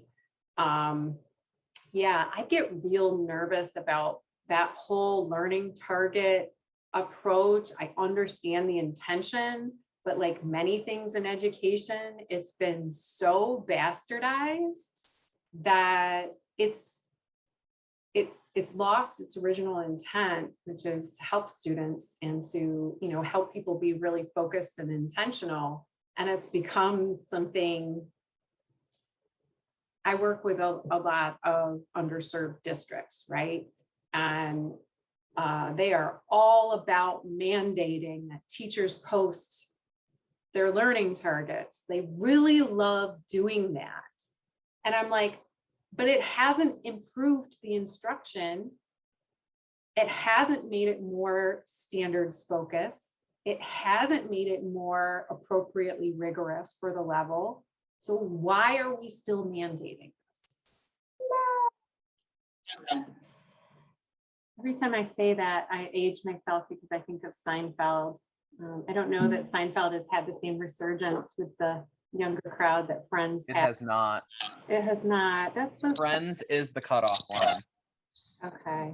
All right. Well, maybe someday the oldie but goodie Seinfeld will come back with hello, because it's priceless. That's awesome. Okay. Now I know how old some of you are because you're giggling, nodding, and smiling. We as teachers in the social studies department, right before Stacy joined us, we had like our own little chunk of the school. So of course we like to call ourselves like, all right, here's the back of the building, here's where the care is. And we all had like, we just constantly yelled at each other in the hallways, Richard! And kids didn't understand it because they're like, which one of you is Richard? And we were like, all of us, none of us. Like they had no clue what was going on. Maybe we should do that this year. We need the end of the hall. I'm too close to the restrooms in the front where everything echoes now, Stace. When I had the room at the end, I could do it. I could get away with anything. I didn't, but I could have. Now I'm the first person they see. I'm the friendly face. Yep, I was the last one, so. Well, Kyle and I share the same kids. That's awesome. That's great. I'm glad you two are kind of attending this together. And, you know, as I said, Stacy, to you, during the async time that we have on any days, you know, if the two of you want us to set up a breakout, you know, if you want to go through and kind of talk through things together, we're happy to help. Oh, I bug him all the time. That's what text messages for. Yeah. Sometimes I even check my phone. There's nothing she did wrong. I'm just really bad at checking. Yeah, I hear ya. Well, Becky and I were just kind of recapping and going through, you know, kind of how our day has gone thus far and how we want to, you know, adjust some things tomorrow. And I was just saying, I love this group. If there's any group I could spend 3 days with, it's this group. She's like, I know. So we are just really loving the conversations that we're having with all of you and all the ideas and expertise you're bringing. It's been really refreshing. It's been hard during the past year and a half to have a lot of direct contact with teachers because understandably you were all kind of navigating the impossibility of the year. And for me personally, I find it the most, it leaves me the most energized when I'm able to kind of learn from and with other educators. So I just wanted to kind of name that and thank you again for being here and make a little bit of space for anything that came out of your conversation in your breakout rooms that you'd like to bring to the broader group. You know, with our last share out session, we had some folks kind of, you know, like kind of selling the thing that they spent time interacting with. And so it's useful both to consolidate our own learning when we have to say it out loud and describe it, but it's also helpful for others. So just wanted to pause and see if there are any things we wanted to bring forward.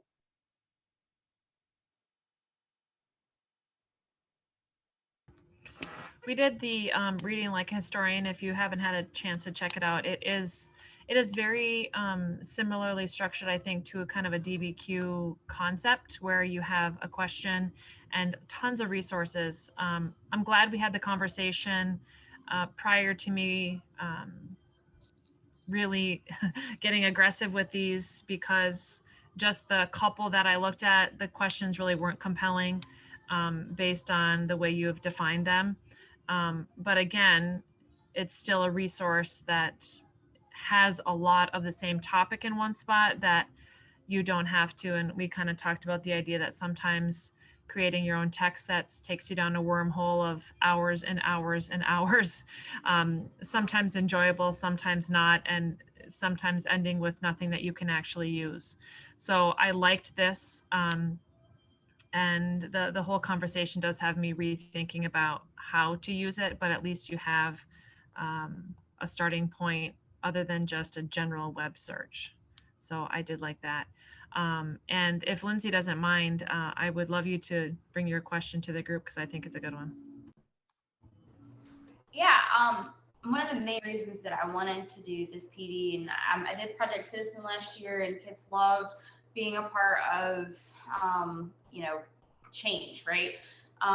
And talking about various topics that often can be controversial. And I guess just my thoughts are, as much as I want this forward thinking for my students, my community may not be as much on board with some of these things. And so it's like, really, when you don't feel like you have admin support and community support to try to do what as a teacher you think is best for them, how do we navigate that?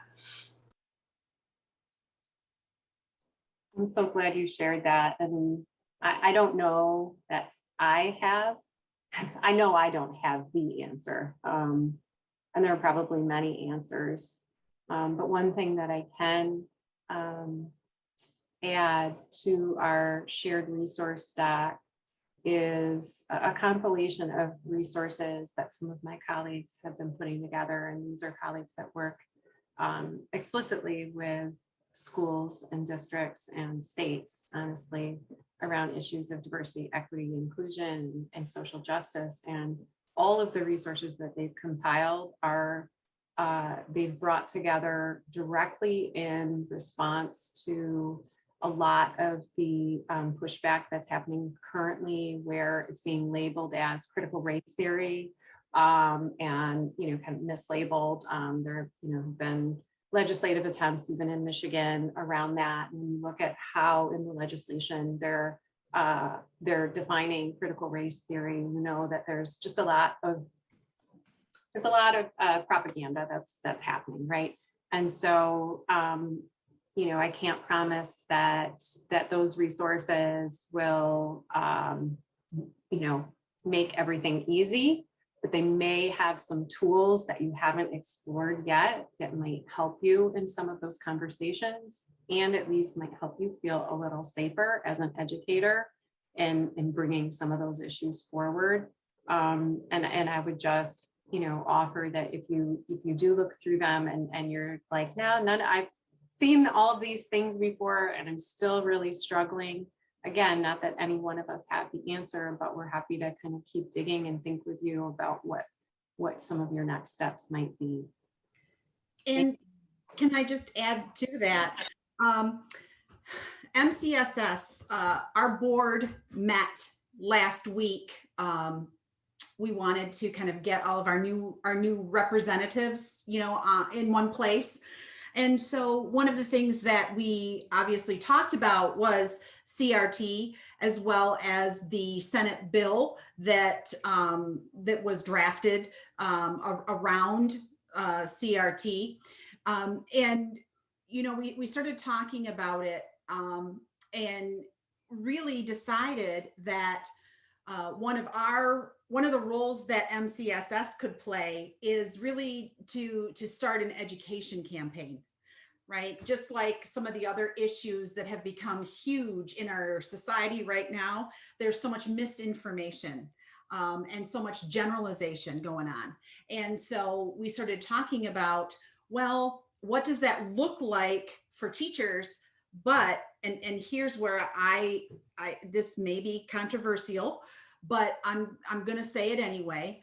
I think that administrators, especially those who don't come from social studies backgrounds in their previous teaching, I think that they could use some help, right? Because they're the ones often who get those irate phone calls from parents or other community members, right? I know my husband does. He's a superintendent and they just keep on calling. But really putting forward some speaking points and some tips to really deal with, again, you know, the community concerns that sometimes are raised. So again, MCSS isn't going to have all the answers, but we're going to give it our best shot. Yeah, and in case you were, you know, so deeply attending to, you know, people's faces and listening to what was stated, I want to make sure you didn't. We had some excellent resources and ideas that were placed within the chat as well. So just wanted to name that for you. And I'm wondering if I realize that we're like not putting a period on that conversation. We're probably putting like an ellipses. And I really appreciate you bringing that forward, and let's keep coming back to it as we move through our topics. I'm wondering if there are any final thoughts that folks from the other two groups would want to put into the room before we put a pin in our conversations for today. And this may very well be the point where people say, my brain is completely fried now. I would love to be able to recapture our conversation, but it's completely flown out of my brain. So sorry, it's not happening. That's okay too.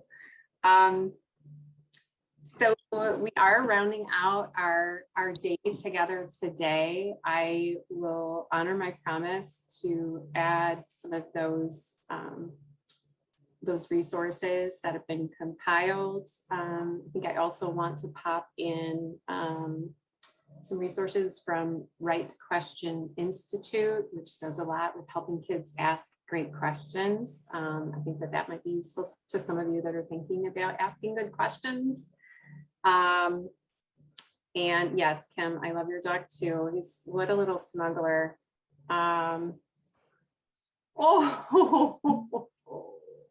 And now he's famous. So there you go. And yes, Jean, thank you. Oh dear, I'm so sorry, Jean. Yes, we will be happy to have you join us. So sorry to hear that you're having issues. I know that it's been really challenging for a lot of people.